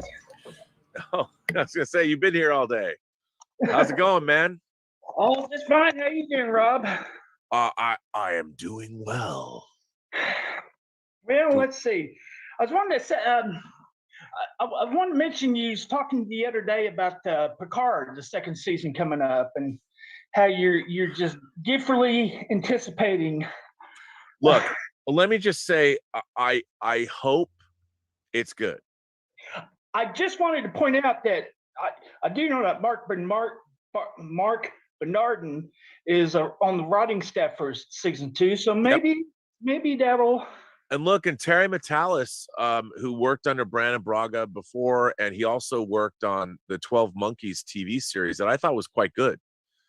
I just, even watching that clip they released of the guy, the crew coming out of the turbo elevators wearing the lower decks uniforms and whatever alternate future. I honestly, I was looking at this going, why does Star Trek have to look this way? Like, if you're on a starship, why is it so dark? It's just the whole aesthetics. I cannot stand the whole Discovery aesthetic, because one of the things they did in quote unquote giving the show a visual update is, I'll tell you, this is going to seem strange to say, but Next Generation and the original series and Voyager, the actual visual palette of the show was happy. Yeah. It was colorful. It was bright. You know, when you the uniforms were reflective of that. And Deep Space Nine was a little darker, a little moodier, which is fine by design. But these new Star Trek shows, the color palette, even the color palette. And I was watching this clip from Picard. I'm like, we're on a Federation starship, and now it looks, I mean, I guess it's under attack or whatever's going on. I understand, but it to me, it's so, it just feels wrong. It doesn't Yeah, do you feel like like Star they kind Trek. of followed JJ's kind of you know, the sort of template that he set out on the movies, and they kind of followed that with the shows these days? Right. Yeah, it's very odd. Yeah, I don't understand. By the way, I just want you all to know, right as you were just talking, Roger, I just received a copyright claim on the episode of Let's Get Physical Media number 58. I don't know who is claiming this, but this is how YouTube is working now. This episode of Let's Get Physical Media was blocked in Afghanistan, Bangladesh, Bhutan, India, the Maldives, Nepal, Pakistan, and Sri Lanka. Now, I'm seeing this more and more. I believe because those are Islamic countries, predominantly Islamic countries. I mean, or that area of India. But I'm seeing more and more of this. Like if we're showing a disc that has a scantily clad woman on the cover of it, I'm seeing more copyright strikes, or it's getting blocked on different channels, which is a weird thing that's happening on YouTube. I know this is totally unrelated to what we're talking about in Star Trek, but it's just, this literally just happened right now. So it's really interesting that people are blocking our content. It's such a strange, it's so strange that you're gonna have to start censoring your figures behind you, Rob, because you know, if they're kind of, you know, the one girl I saw she's showing a lot of the leg there, so that might well, you know what it was? It was when I showed the XFL cheerleaders commercials. So it is in fact scantily clad women.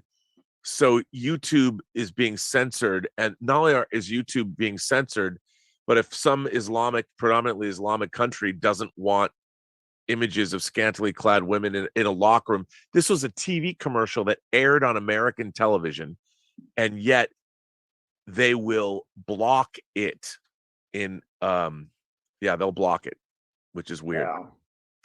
Anyway, but back to Picard. I hope it's good. Yeah. And I was going to say, I like your theory about the on the multiverse of madness, as far as at some point in time, Wanda has already said no more mutants. Yes. Well, let me tell you about that too. So I went back and read Avengers Disassembled. And Avengers Disassembled is a great Avengers miniseries when the Avengers get attacked. And it turns out the person who's doing it is Wanda Maximoff.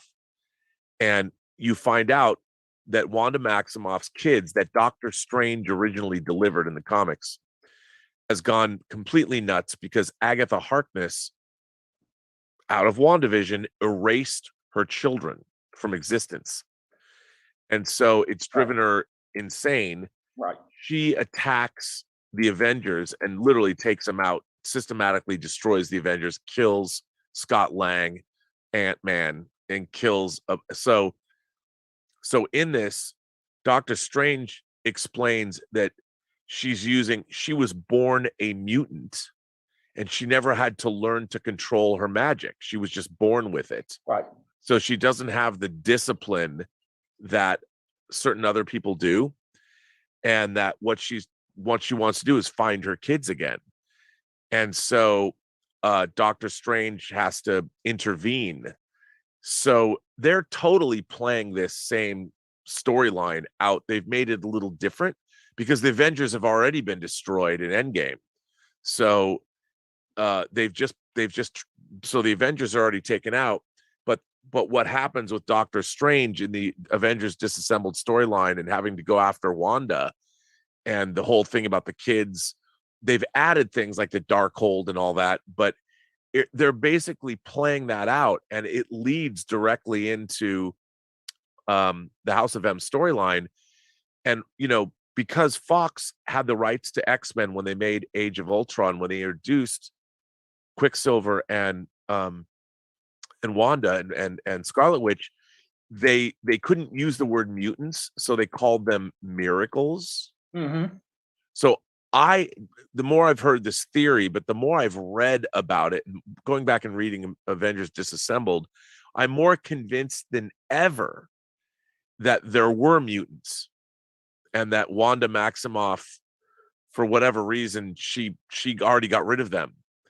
And I think what they're going to do is at the end of whatever happens in Multiverse of Madness, whatever conflict occurs, they've changed the storyline around. And I don't know how the multiverse is all going to play into it, but I think we're going to find out that Wanda Maximoff is a mutant. Quicksilver was a mutant.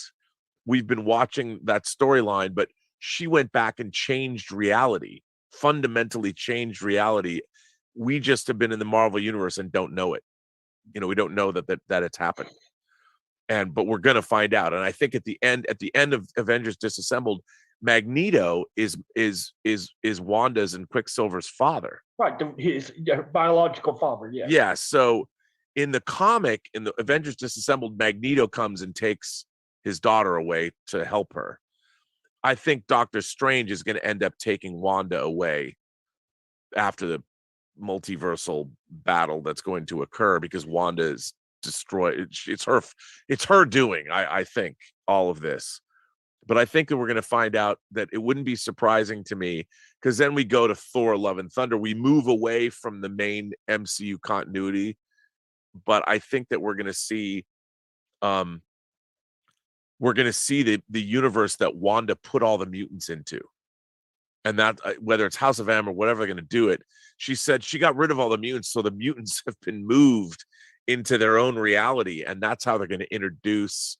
I think we're going to find out in this movie. We know that Patrick Stewart's in it, so we're going to hear from Xavier. He's going to say, "Look, I'm a mutant. I'm from this other reality." Is that the truth that he wants to tell Strange? I think he's going to explain to Doctor Strange that, yeah, there were mutants. She's a mutant, and she destroyed all the mutants, and that's how they're going to bring the mutants into the MCU. But they're playing it's the same beat, like all the stuff that we saw in WandaVision with her two kids and all that, who later, by the way, become young Avengers. But it's the same. I forgot how much they're totally going back and touching on all of this. They've been doing it. They're playing the long game, and you're like, oh, I get, okay. I'm looking forward to it. Yeah. I can't wait. Yeah. Well, thanks a lot, Rob. I'll go ahead and get off, and until next time. All right, Roger. It's good to see you. All right, you too. Great to see you, Roger. Hey, Rob, there's also precedent on that idea from when they did the Captain America Agent of Hydra. Right. That we had been kind of living in an alternate reality for all these decades and never knew it. So I wouldn't be surprised if they're also kind of, dipping into that idea.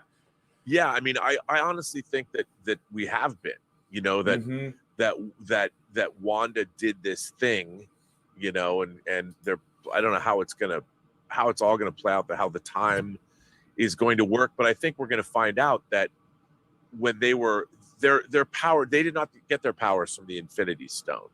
They were mutants, but when she got rid of all the mutants, she had to the history was made, so they're not mutants. They were miracles, and their powers came from the Infinity Stone. She did all of that. That was all of her reality warping, and we're going to see that come to reach fruition in Multiverse of Madness, which I love, because I love that idea. I love the idea that goes right back to the comics. Whether it was the Agent of Hydra thing and all of that, or whether it's One Fine Day, the whole Mephisto business. And what an interesting way to bring us, the public, into the story, as we've been deceived all along. Like we're kind of, in a way, it blurs the line a little bit between the story in the movie and our understanding of the story, right? Yeah. And I mean, I think it's going to be very, very cool when they do that, because to me, as a comic book fan, I love the idea. I just love that idea. I'm like, that's awesome. Yeah. Well, Blue has been patiently waiting, so I've got Blue here with his cool avatar. Blue, you should be able to unmute now. Hello, is this working? Yep, we can hear you. Oh, there it goes. Okay, cool. Hey, what's up, Rob? How's it going? How's it going, man? Good to see you. Well, not see you. I love that avatar. Hey, thanks. Well, let's see. As you guys were talking about just a second ago with all the multiverse of madness shenanigans, I just wanted to say that everything they're doing with the with like bringing, well, it looks like they're bringing in the X-Men, and if they are going to bring in the X-Men, holy crap, man, I am so hyped for that. But one thing, big thing, if they're going to bring in the X-Men, and who they're going to bring in is important, right? I agree. Do you think it's going to be Wolverine? Because that's what I keep hearing.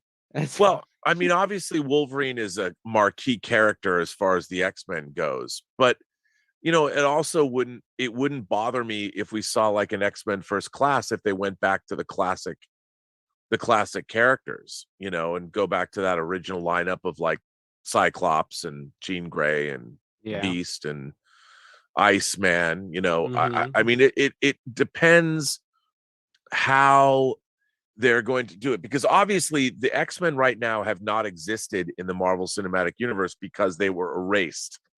Right. They were erased by Wanda Maximoff. And at least that's that working theory. But reading more and more, because I went and dragged out my Avengers Disassembled hardcovers and my House of M hardcovers just to see what was there. And I like the idea. I like all that. But in terms of Wolverine, I mean, obviously, I don't think we're going to see new X-Men in this movie. I mean, we're going to see Professor Xavier, but he's going to be from a different. What's going to happen is when Wanda Maximoff, when the multiverse is healed, is fixed, which I think it will be, because the multiverse is different than other timelines. The funny thing is that the multiverse is different universes, but different timelines are the same universe. Right. There's just different. So they have to delineate the two, but I think people are getting kind of confused on that a little bit. I know. Yeah, but I think that this movie is going to take care of that. They're going to deal with this, that the multiverse is broken. But I also think, and it was Wanda who broke it, you know, and we just don't know that yet. Well, yeah, that's what I'm expecting too. Yeah, we're going to find that out, and I'm more convinced of that than ever. Just going back and reading, not because of what we found out over on the John Campea show, but just rereading Avengers Disassembled, because it's kind of different. What they're doing in Avengers, what they're doing with Wanda is similar to what they did in Avengers Disassembled, but the idea of the multiverse of madness, I don't really know how all that's going to play out. Even though we know some things, I don't know how it's going to play out. Yeah. I'm thinking from the overall story of Wanda Maximoff and introducing the mutants into the X-Men, into the MCU. Yeah. Well, one mutant that I would really love to see, I don't know if she'll be in this movie, but if they're going to bring in the X-Men eventually, I really want to see Rogue come back. Oh, yeah. I want to see her like really badass, like she is in the cartoons and in the comic books, you know? Oh, I would love them to play out when Rogue was introduced in Avengers Annual 10, her introduction, where when she shows up, she steals Carol Danvers' power. You know, right. she would completely take the power of Captain Marvel and become Captain Marvel and play that beat out. Yeah. You know, I would love to see that. That would be cool. Because that's one of my favorite superhero comics ever. It was written by Chris Claremont. It was drawn by Michael Golden. And even though it was an Avengers Annual, it introduced Rogue, and she took Carol Danvers' power. Yeah, that would. I mean, if they wanted to draw from that and, you know, introduce Rogue as like a big character, you know, like a more important character. Yeah. I mean, I love Rogue. I would really love to see that. Yeah, because I didn't think that her character got a lot of just, I mean, she was all right in the older movies, just not as significant of a role as she has always been in the cartoons and in the comics, you know. Yeah, no, I agree. I it's tough. I mean, it's going to be interesting to see them reinvent the X-Men for the MCU, because the thing is, the X-Men is such a sprawling narrative unto so itself. Yeah, I mean, how do you, and it would be interesting, like, would we see, you know, would you bring in Bishop and Trevor Fitzroy and all that stuff from that alternate future? Like, I love Bishop, but are they gonna, you know, he's a character from a different timeline, you know, Right. and would they bring in a character, after all this, would they then go back and the X-Men timelines, whether it's Days of Future Past or the scene with the Hope storyline and that future and Nathan Summers, there's so much, there's a lot there. Or are they going to keep the mutants grounded to Earth? And if they keep them grounded to Earth, are they going to, I mean, if you're bringing in Kang, is Kang going to go back to ancient Egypt and try and recruit Apocalypse? You know, are they going to do all that? It would get a little wacky. Yeah, well, I mean, but Rogue would be who a good else? They got to bring in some big villain, right? X-Men villain. If they're gonna do X-Men, they got to have some big X-Men villain. Who's it? I hope that I wanted to do Mr. Sinister. You know, I thought they were going to bring Mr. Sinister in and Mr. Logan. Sinister, that'd be cool. Yeah, but I've just always loved Mr. Sinister. You know, and the fact that he's basically playing his long game. You know, and it's interesting because what are they going to do? I like the X-Men in the real world. Like, I would love them to set up the idea of God loves, man kills. I mean, I love that graphic novel and the whole, because there's a lot of wacky stuff for X-Men that I don't know if it would fit in the MCU. Like if they're going to bring in Mojo and the Mojo verse and all that, or even the Brood, like are they going to the alien rip off the Brood? It's weird. I mean, I like the ideological X-Men, you know, pitting Magneto against Xavier and all the different things that they did, creating the island of Geonosia or Utopia off the coast of San Francisco. I mean, I don't know what they're going to do. There's so much there. I do not envy Kevin Feige and the people at Marvel dealing with mutants. No, not at all. But I would like to see Rogue, you know, that core group, that core team. Yeah, same. I mean, obviously, you know, and one other one that stands out to me, I think a lot of people would love to see is Gambit. Oh yeah. You know, I mean, yeah, absolutely. He never gets any, you know, any big moments. I don't know. But I love Gambit. But to me, Gambit is a second, he's a second wave character because he was introduced in X-Men 244 or 266. 266. He was introduced in 266. And to me, the 200s of X-Men are sort of like to me, the classic modern X-Men is what, from X-Men 94 to 200, the trial of Magneto. When Magneto was Xavier was out, he was leading the X-Men. And then when you got into the 200s and that whole run, there was a whole second tier of stuff happening. And that's when they introduced everyone from Gambit to, I think Bishop was in the 200s. But yeah, I mean, there's so many characters. What do you do? Yeah, you can't do them all. You can only do so many, yeah, for sure. I mean, you could, but I mean, they wouldn't all. I mean, maybe. But it would be. It wouldn't be the same. It's true. But I can't wait. I just want to see the X-Men. Yeah.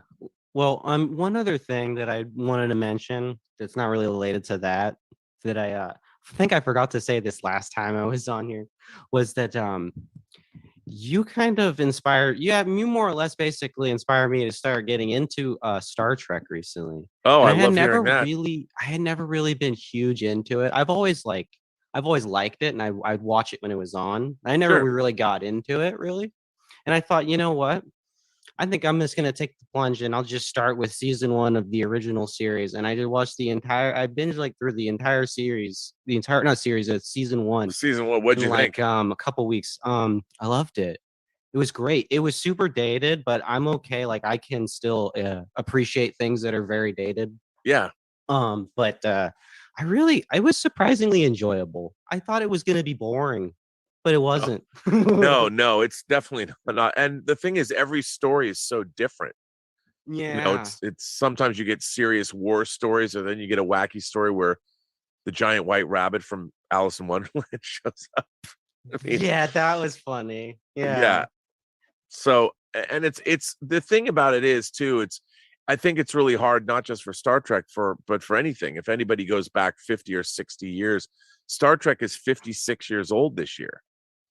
It's over half a century old. Mhm. And it was made at a time when they were trying to sell color television sets. So they made it as colorful as they possibly could. And nowadays, looking back at that, it might look, like you said, it looks dated, it looks strange, but I think the stories hold up. And it's like going back and watching any old movie. I mean, there's a lot, you have to train yourself to do it. There's a lot of people that they just immediately reject something because they're like, oh, that's so fake, I can't watch it. And I understand that. I totally get that it's hard to go back and watch those things. But if you train yourself to understand, like, okay, I'm watching a movie from the 50s, and that means that every time I see a married couple in a bedroom, there's going to be two single beds next to each other. This married couple does not sleep in the same bed, and a lot of people might go, why is that? Well, there was a time when you couldn't show a married couple with one bed in the bedroom. You just couldn't do it. And you have to train yourself to understand that when I'm going to watch this, it's going to be this way. And I think a lot of people don't do that. They immediately, and I think they do that with regular movies too. And a lot of people miss out. I'm not going to watch a black and white movie. Right. I'm not going to do that.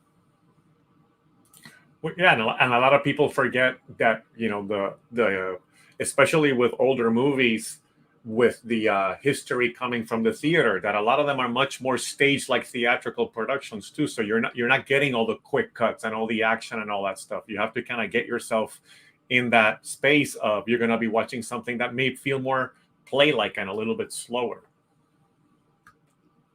Yes. Thank you so much, Blue, for jumping in. We have Adam coming in next, who had another comment to share, something he wanted to have a discussion on War of the Worlds with you, Rob.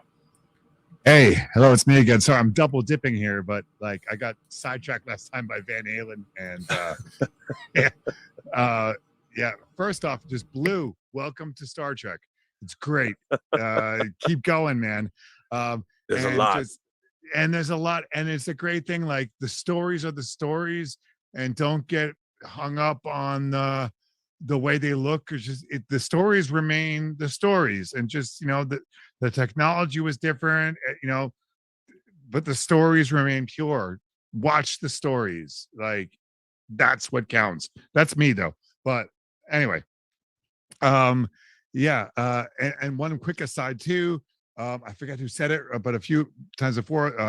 No, it was Cinema Surf. Something Surf DVD. DVD was my introduction to real movies because it was the first time I could watch stuff widescreen ever. I missed the Laserdisc, and suddenly James Bond, like it was widescreen. Just see, not watch noses talking to each other. To be able, it was amazing. DVD was a big deal. Oh, it was also progressive scans. So if you had a progressive scan set and a player, you could watch things at 24 frames. So the whole look of it was much more filmic, and it showed you something much more cinematic. I mean, DVD was a huge leap forward in terms of watching movies at home and all of that. We buy old stuff just to see it widescreen ever. Like, just widescreen, it looked good, and wow, that was me. But that's not why I'm calling. I'm calling about the War of the Worlds, 1953. That one. That was my first favorite movie. Mine too. That's why, because I heard the way you talked about it on Treksperts. It's all about the Treksperts this time around. That movie was, I had it taped off Channel 11. I was a New York guy. Go Mikey Ito, man, Long Island. Our Channel 11 showed it too. In Seattle, Sci-Fi Theater was on Channel 11 at 2:00 Sunday afternoons, and that was my church. We taped that. I taped that, and I watched it over and over again. That was the scariest movie ever. First off, that Martian when it shows up and the fingers come over. Oh, people, dude, one of the great scary Martians, and like the aliens were scary, but just the menace of this alien invasion. They're just paving the world like sides. I love it's so amazing and terrifying. And the Martian war machines, those things are the most gorgeous, scary, ice cold, elegant things I've ever seen. And the sound of effects of everything of the all of it. Yeah, we know that rattlesnake, whatever the hell it was, man. And then the ray. And look, for me, the thing that freaked me out as a 5-year-old was that they killed a priest. Yeah, I was a Jewish kid, but my best friend was Catholic, and I've been to church, and I'm like, God won't save you here. And there he is. He's the way he's slowly walking in the 50s style, where God is holy. Nah, it's on here. It's amazing. I was like, and I knew when I was a kid, I'm like, I shouldn't be watching this. Like, I couldn't equate the reality of this alien invasion where humans were getting decimated. Yeah. And at the end, when they're at the church seeking refuge, it's like, it is the apocalypse. Yeah. And that was one of the reasons. It's so funny to me because that movie has both a great pulp sci-fi sensibility, but at the same time, it's also really apocalyptic and really serious. Real. Totally real. And as weight. It was amazing until I saw Logan's Run in 76 and Star Wars in 77. That War of the Worlds was my favorite, and it's still to this day. Yeah, it's right up there. The Technicolor beauty of that movie. It's so gorgeous. I got a War of the Worlds picture on my wall. My brother got the 4K for me. I live in Europe now, but my brother got me the 4K.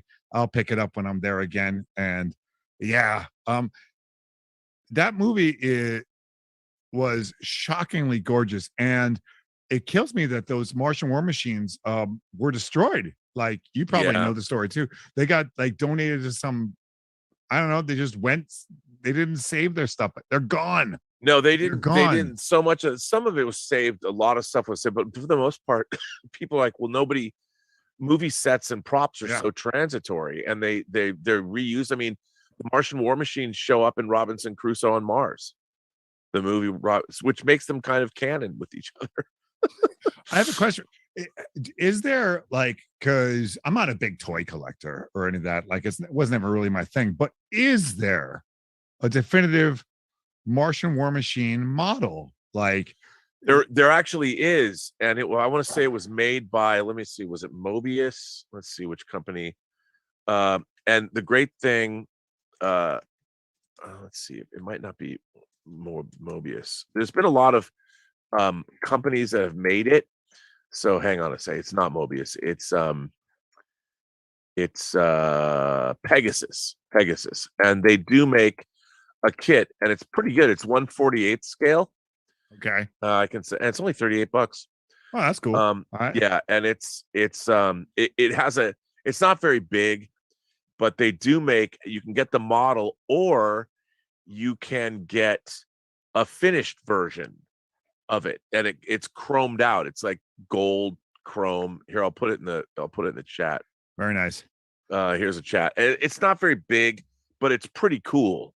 Mine actually got destroyed in a move, but I need to get one. But I knew a guy, as a matter of fact, there was a guy who had a mold off the original War Machine model, and they were big. They were big. Yeah, they were. It was like, it was huge. It was like this big, and I mean, it's probably 3 feet by 3 feet or something. I mean, it was really, really big, and I was gonna get a mold from him, but I didn't. If you want, you can find one. Somebody's got those here in LA. It's great because effects guys, or sure, Bob Burns or Greg Jean will know where to get one if you wanted one. Those machines were about as good as alien ship design ever got. So simple, and just the sound and the visual together.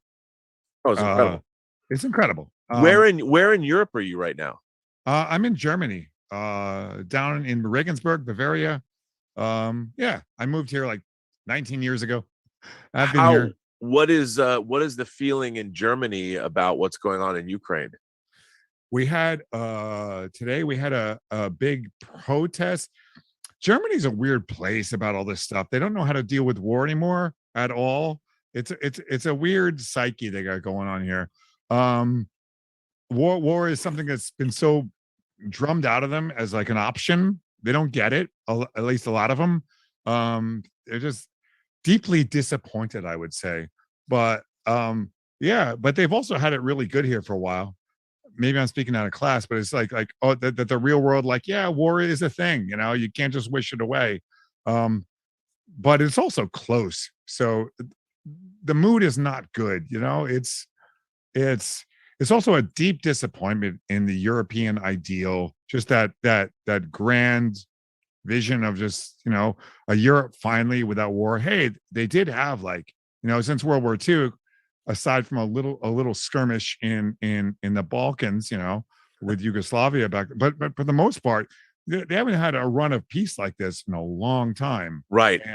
And the real world is still out there, and it's a deep disappointment. That's the way, and sort of a sense of shock that it's back, you know. The real world rears its ugly head, you know. Yeah. And it's not that far away either. No, Germany is not that far away. Yeah. And there will be repercussions be it with gas prices or just all sorts of stuff. Yeah. We'll see how this plays out. And let's just hope, you know, because once war starts, you know, things can, you know, oops, things can get out of hand real quick. And, you know, who knows?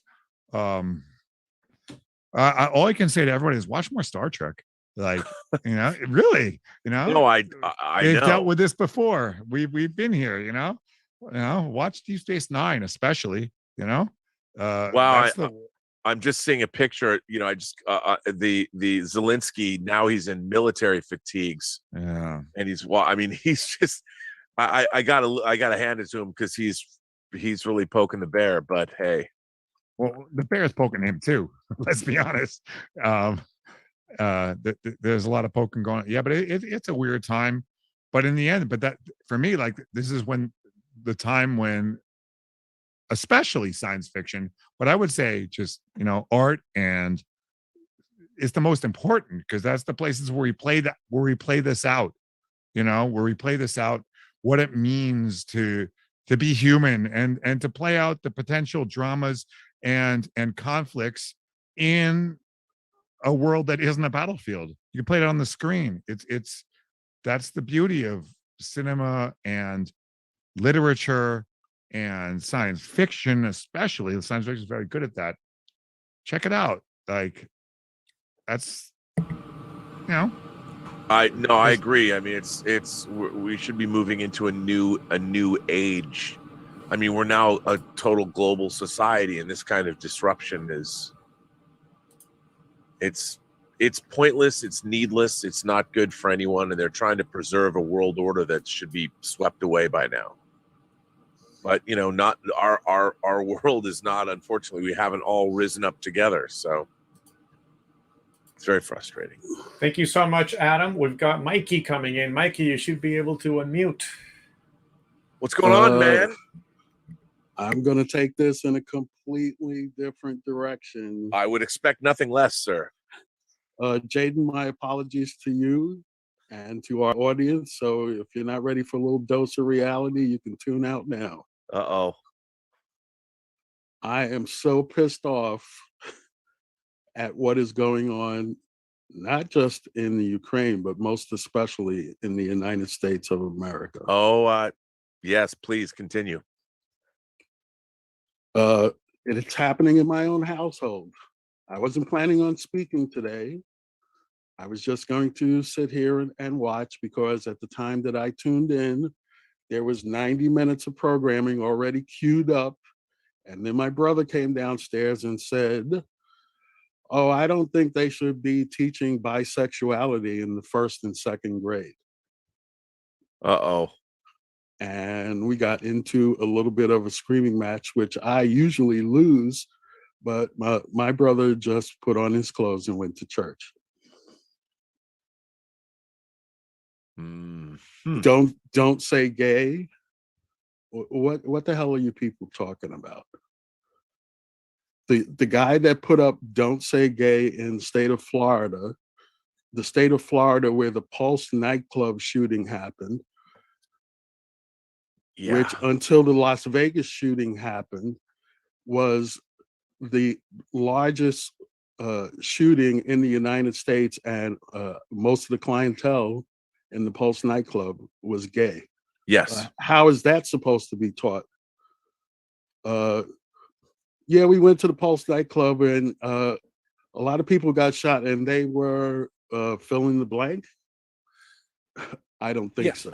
Yeah, I mean, look, I don't necessarily think that kids in the 1st and 2nd grade need to have sex education at that young of an age. And that's why I'm so pissed off, Rob, because they're not having sex education in the 1st and 2nd grade. That's what I was going to say. They're not teaching critical race theory in the 1st and 2nd grade. Nope. These people are saying whatever they want, and they get backed up by certain segments of the public and the media, and they get away with it. And I'm pissed off about it, and I'm tired of it. Look, and it's doing us no favors. The fact that we are a deeply immature country now, and as we have now seen this week, the rest of the world is not, and we need to, between our political system and our I don't know, I've never felt that our country, we act like children. The level of maturity in this country, the level of adult behavior has fallen to next to nothing. And we can't talk about anything realistically. The way we want to distill everything down to these talking points. And I don't understand it, but we're living in a world now where America is being rapidly passed by people that are far more adult in the way they handle things than we are as a nation. And we're a bunch of children, and we're going to get stomped on unless we grow up. And apparently, based on what Adam just said, in Germany as well. Yeah, I mean, it's this, yes. And So, it's, you know what's going to happen? You know what's going to happen? If I ran the country tomorrow, I would activate selective service. I honestly would. You're 18 years old, selective service. Reinstate the draft, and you don't necessarily have to go into the military, but you have to serve for 2 years. I think it would solve a lot of problems that this country has. My only problem with that is then all of us that duck the draft, we have to serve too. Maybe we can't go in the field, but there's some way that we can support public service in this country. I think that might not even be such a bad thing. You know, and I think people that are older would have the opportunity to volunteer. But you know what? We don't even understand one another anymore. And it's we're having these discussions. You know, you brought up critical race theory. Even that's being taught in a very limited fashion. We're talking about your brand of critical race theory. We're not talking about a global brand of critical race theory. What about, are you gonna talk to everyone? Are you gonna address everybody? Are you gonna go back and talk about slavery as something that's existed for thousands of years? Or are you only gonna talk about a certain brand of slavery that you're aware of? Right. Well, you know how I feel about this. So anyway, it's crazy. When you first interviewed me, you asked me whether I was optimistic or pessimistic. Do you kind of have an idea where I'm coming from now? Yes. But I'm still, look, I don't have a choice though. I've always been an optimistic person because when we've always been able to pull it out when things get bad. But I will say what I'm more and more pessimistic about is I didn't think that people would rather live in a state of rage and anger than get over it. And I feel that because we now live in such a medicated, such a call it what you want, Brave New World or 1984, when everybody with THX 1138, everyone is so drugged, everyone's on their narcotics of whether it's painkillers or Percocet or Zoloft or whatever, or they're looking at their phone. Or Xanax, Rob? Yeah, Xanax, whatever, yeah, all whatever they are. Everyone is medicating themselves in various ways, and they're not. People are not. They've lost touch with what it means to be alive on this planet for the very short time. I mean, it's very odd to me. Like, everybody wants to feel good all the time, and they're willing to do whatever they have to do, whether it's you need to call me using the words I want you to call me by, or I need to feel good all the time, so please let me stay medicated 24/7, or I need to, you can't pry me away from my phone. And no one, people have forgotten how to be a human being on a daily basis, to get up and work hard and figure out what you want out of life and go make it happen and get out there. And it's just, we live in a very bizarre time. I never thought I would see that, where people would rather live in a state of blissful ignorance than they would accepting the challenges that life has full on. It's weird. So let me say this as it affects me in the entertainment space. If you're going to talk to me about something is woke, you better come at me with an example of how it is woke, because that's a lot of nonsense that's being used against entertainment, because you don't want, I don't mean you, Rob, I mean the people I know that what you are mean. doing it. That people are using because they do not want to admit to the reality of what is going on in this country and around the planet. And I'm tired of it. And you better come with examples, because if you don't, you're going to get shouted at just the way that I've been shouting now. So once again, let me apologize to Jaden, because he had the unfortunate thing of having to go behind me. Let me apologize to the audience. He's got hot toys, so it's okay. We'll work it out. Let me apologize to the audience, but I think you needed to hear what I had to say. And I'll see you in a couple of weeks. Bye. Well, I mean, Mikey, I think it's important. And I think that we don't just, I don't just like talking about Marvel movies all day or railing. Oh, I do. I mean, it's so funny. I come home and I'm like, I come down here and I'm like, I'm going to read Avengers Disassembled. Even I talk about Marvel movies. I talk about Doctor Strange or the Batman, and then I come home and read, hardcover comics. I just did a trailer reaction for Jurassic World Dominion, and I'm about to do another one for Doctor Strange and the Multiverse of Madness, because I haven't watched these trailers yet, but I have downloaded them, and I am going to do them. And I'm not very expressive, so I don't know that trailer reactions is the thing that I should be doing. But watch them and then give some analysis after they're over. Yeah, I think that's what people want, is they want to see. That's good, right in. So people check the blog, check the channel. Just look for Mikey Lito. You'll find me. Yeah. Bye. Oh, wait. Oh, I'm sorry. I'm sorry, Mikey. You should be able to unmute now. Sorry.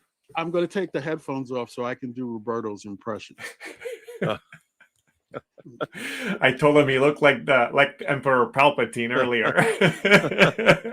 Oh, that's good. Good. Take your Jedi.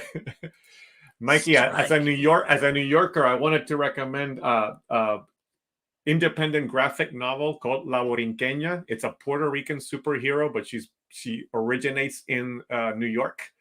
And it's a independent comic put together. The author is Edgardo Miranda Rodriguez, and it explores kind of the Puerto Rican identity through the superhero genre, both in the diaspora and in the island. I thought it might be something of interest to you. Just got the first volume here. I'll check it out, Roberto, but yeah. You do know that I'm not Puerto Rican, right?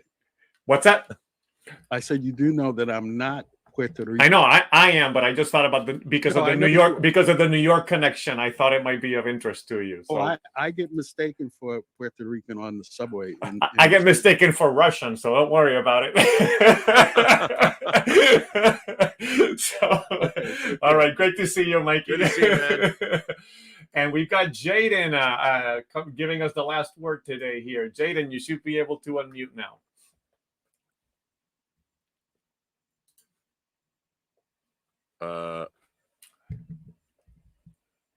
Let's see. I did unmute you, and you. There we go. There Sorry. we go. There you are. It's my own personal mic. My bad. How's it going?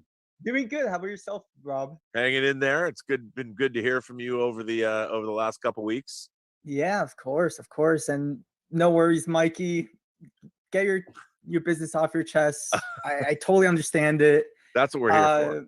I agree. I mean, this whole tribalism in this country, I mean, it sucks that we can't have a discussion, just not even bringing an emotion into it. It sucks, but let's go over it. When I joined in pretty late into the stream, but oh, no worries. I did hear you talk about Jaws, which I did bring out my copy of. Nice.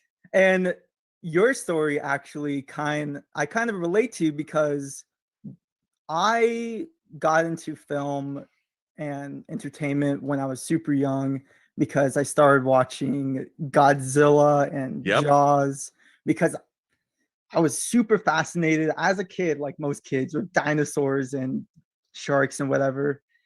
And so I watched Jaws for the first time, watched the Godzilla movies. And I just, when I was a little kid like you, like 10, I picked up the novel, and I was, I could say too, I was pretty young to be reading this novel, but what can I say? Well, it was, I mean, what I thought was really interesting is I started reading a lot of adult novels at a young age. Yeah. And in a way, it's sort of, it made me sort of get an understanding of a world that I was not yet a part of, but would be someday. But it still made me understand, I became fascinated with people. Why did people do things? And the stories were really, really interesting, so I was reading really inappropriate, like I got into horror novels, and I loved all the sex and the violence. And I knew when I was reading them that I shouldn't have been reading them. Like, this is not for me, but I'm like, oh yeah, they're books you can buy in the bookstore. So no one seems to care that I'm picking them up. I totally agree. I used to go to back when DVDs were accessible to rent. Right. I would go to like my local San Fernando video store, and I pick up Friday the 13th and Halloween. And I was just so fascinated with subjects that I knew were out of my boundary. But I mean, what can I say? I guess I mean, when I got a VCR when I was 13, in 1980, very few people had them. And so I was getting all kinds of R-rated exploitation movies. And back then, there were small companies that were putting out like stuff like, I remember seeing Blood-Sucking Freaks or I Spit on Your Grave. And I'm like, there is no way I'm supposed to be watching any of this. But I loved it, and then I started studying it, reading books about these movies and reading Fangoria magazine. And then I became more of a student of it. If not just getting off on the sex and the violence and the transgressive stuff, but I was like, oh, who were making these movies, and what were they trying to convey by making them? And that's what was really interesting to me. And I had a lot of friends that are like more rock and roll. They just want to give me the sex and the violence, and I'm like, yeah, but I like the ideas, right? I want message that comes through with that type of storytelling. Exactly. I totally agree. I just wanted to share that Jaws novel. And then I love that you read the novel when you were young too. Yeah, I picked up the novel, and then I picked up the Jaws log. I have 30. Oh, the Jaws log is great. I love it. Back when I was a kid, you're fascinated with the photos. So I mean, with the Jaws log, there's like a bunch of behind. Yeah. photos. Carl of, Gottlieb. I got to meet Carl Gottlieb a number of times too. He was a character. This image right here, one of the best. Yeah. Of Bruce the Shark just lurking in the water. Yep. But yeah, no, I just want to share that. Thank you for hosting me on the show, and I love you, Rob. Oh, Put out thanks, great man. content. Yeah, and thanks for supporting not just me, but the John Campea show too. Yeah, John Campea show, Justin's live stream. Yeah. Everywhere you go, man, I'm with you, watching. It's a lot of fun. We'll be streaming tonight. It's going to be all good. Sounds good. Thank you so much. Thank you, Jaden. Good to have you, man. All right, Rob, it looks that was our last comments there. Well, so I'll give you the last word. Yeah, I mean, this was, first of all, Roberto, once again, thank you so much for hosting this. This was great. My pleasure. And, I want to thank everybody for generously supporting the channel via memberships and all that. And once we finish this move this month, we will get back to more regular programming. And, of course, doing a lot more on the John Campea show as well. And then Elizabeth and I are bringing back Whining About Movies, which has been a long time coming. And we're going to finish the film festival and then go back to the short story contest and all that. But we're going to get to do more and more stuff. And Mike Bodden's taking a more active role in doing things on the channel. So, because we have plans for the channel, which is doing well, so we're getting more and more subscribers. But it's great to have these membership. We're not going to stop doing these. We're still going to do these membership calls every other week. And I think it's great. I think it's a lot of fun, getting to see everybody and have these conversations and talk and all that. So thank you all. And I am going to do a Robservations, I think, at 4. So I'm going to do one at 4 today. All right. In a little over an hour. All right, Rob. Well, everybody have a good rest of your weekend, and we will see you next time. All right, everyone. Thanks very much. It was good to see you all. And we'll be back in 2 weeks. In the Ides of March. That's right. So there you go. All right, everybody.